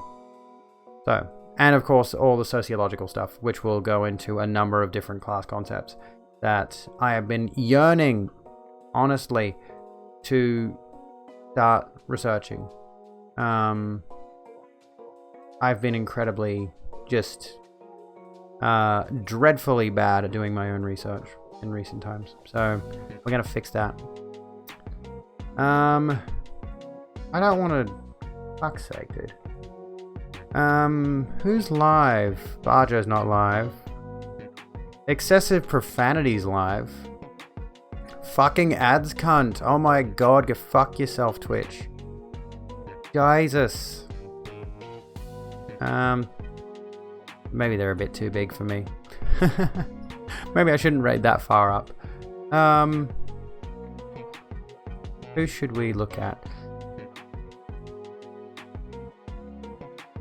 Fuck, I don't know. Cuckoo. What are they doing? What are they streaming at the moment? Have we rated them yet? I feel like we mentioned them before and I haven't actually rated them yet. Oh yeah, I'm following them, so I'd say so. Alright, yeah, sounds good. Let's go say hi to Cuckoo, who's doing coffee chat. Oracle cards for the week ahead. You folks interested in some tarots?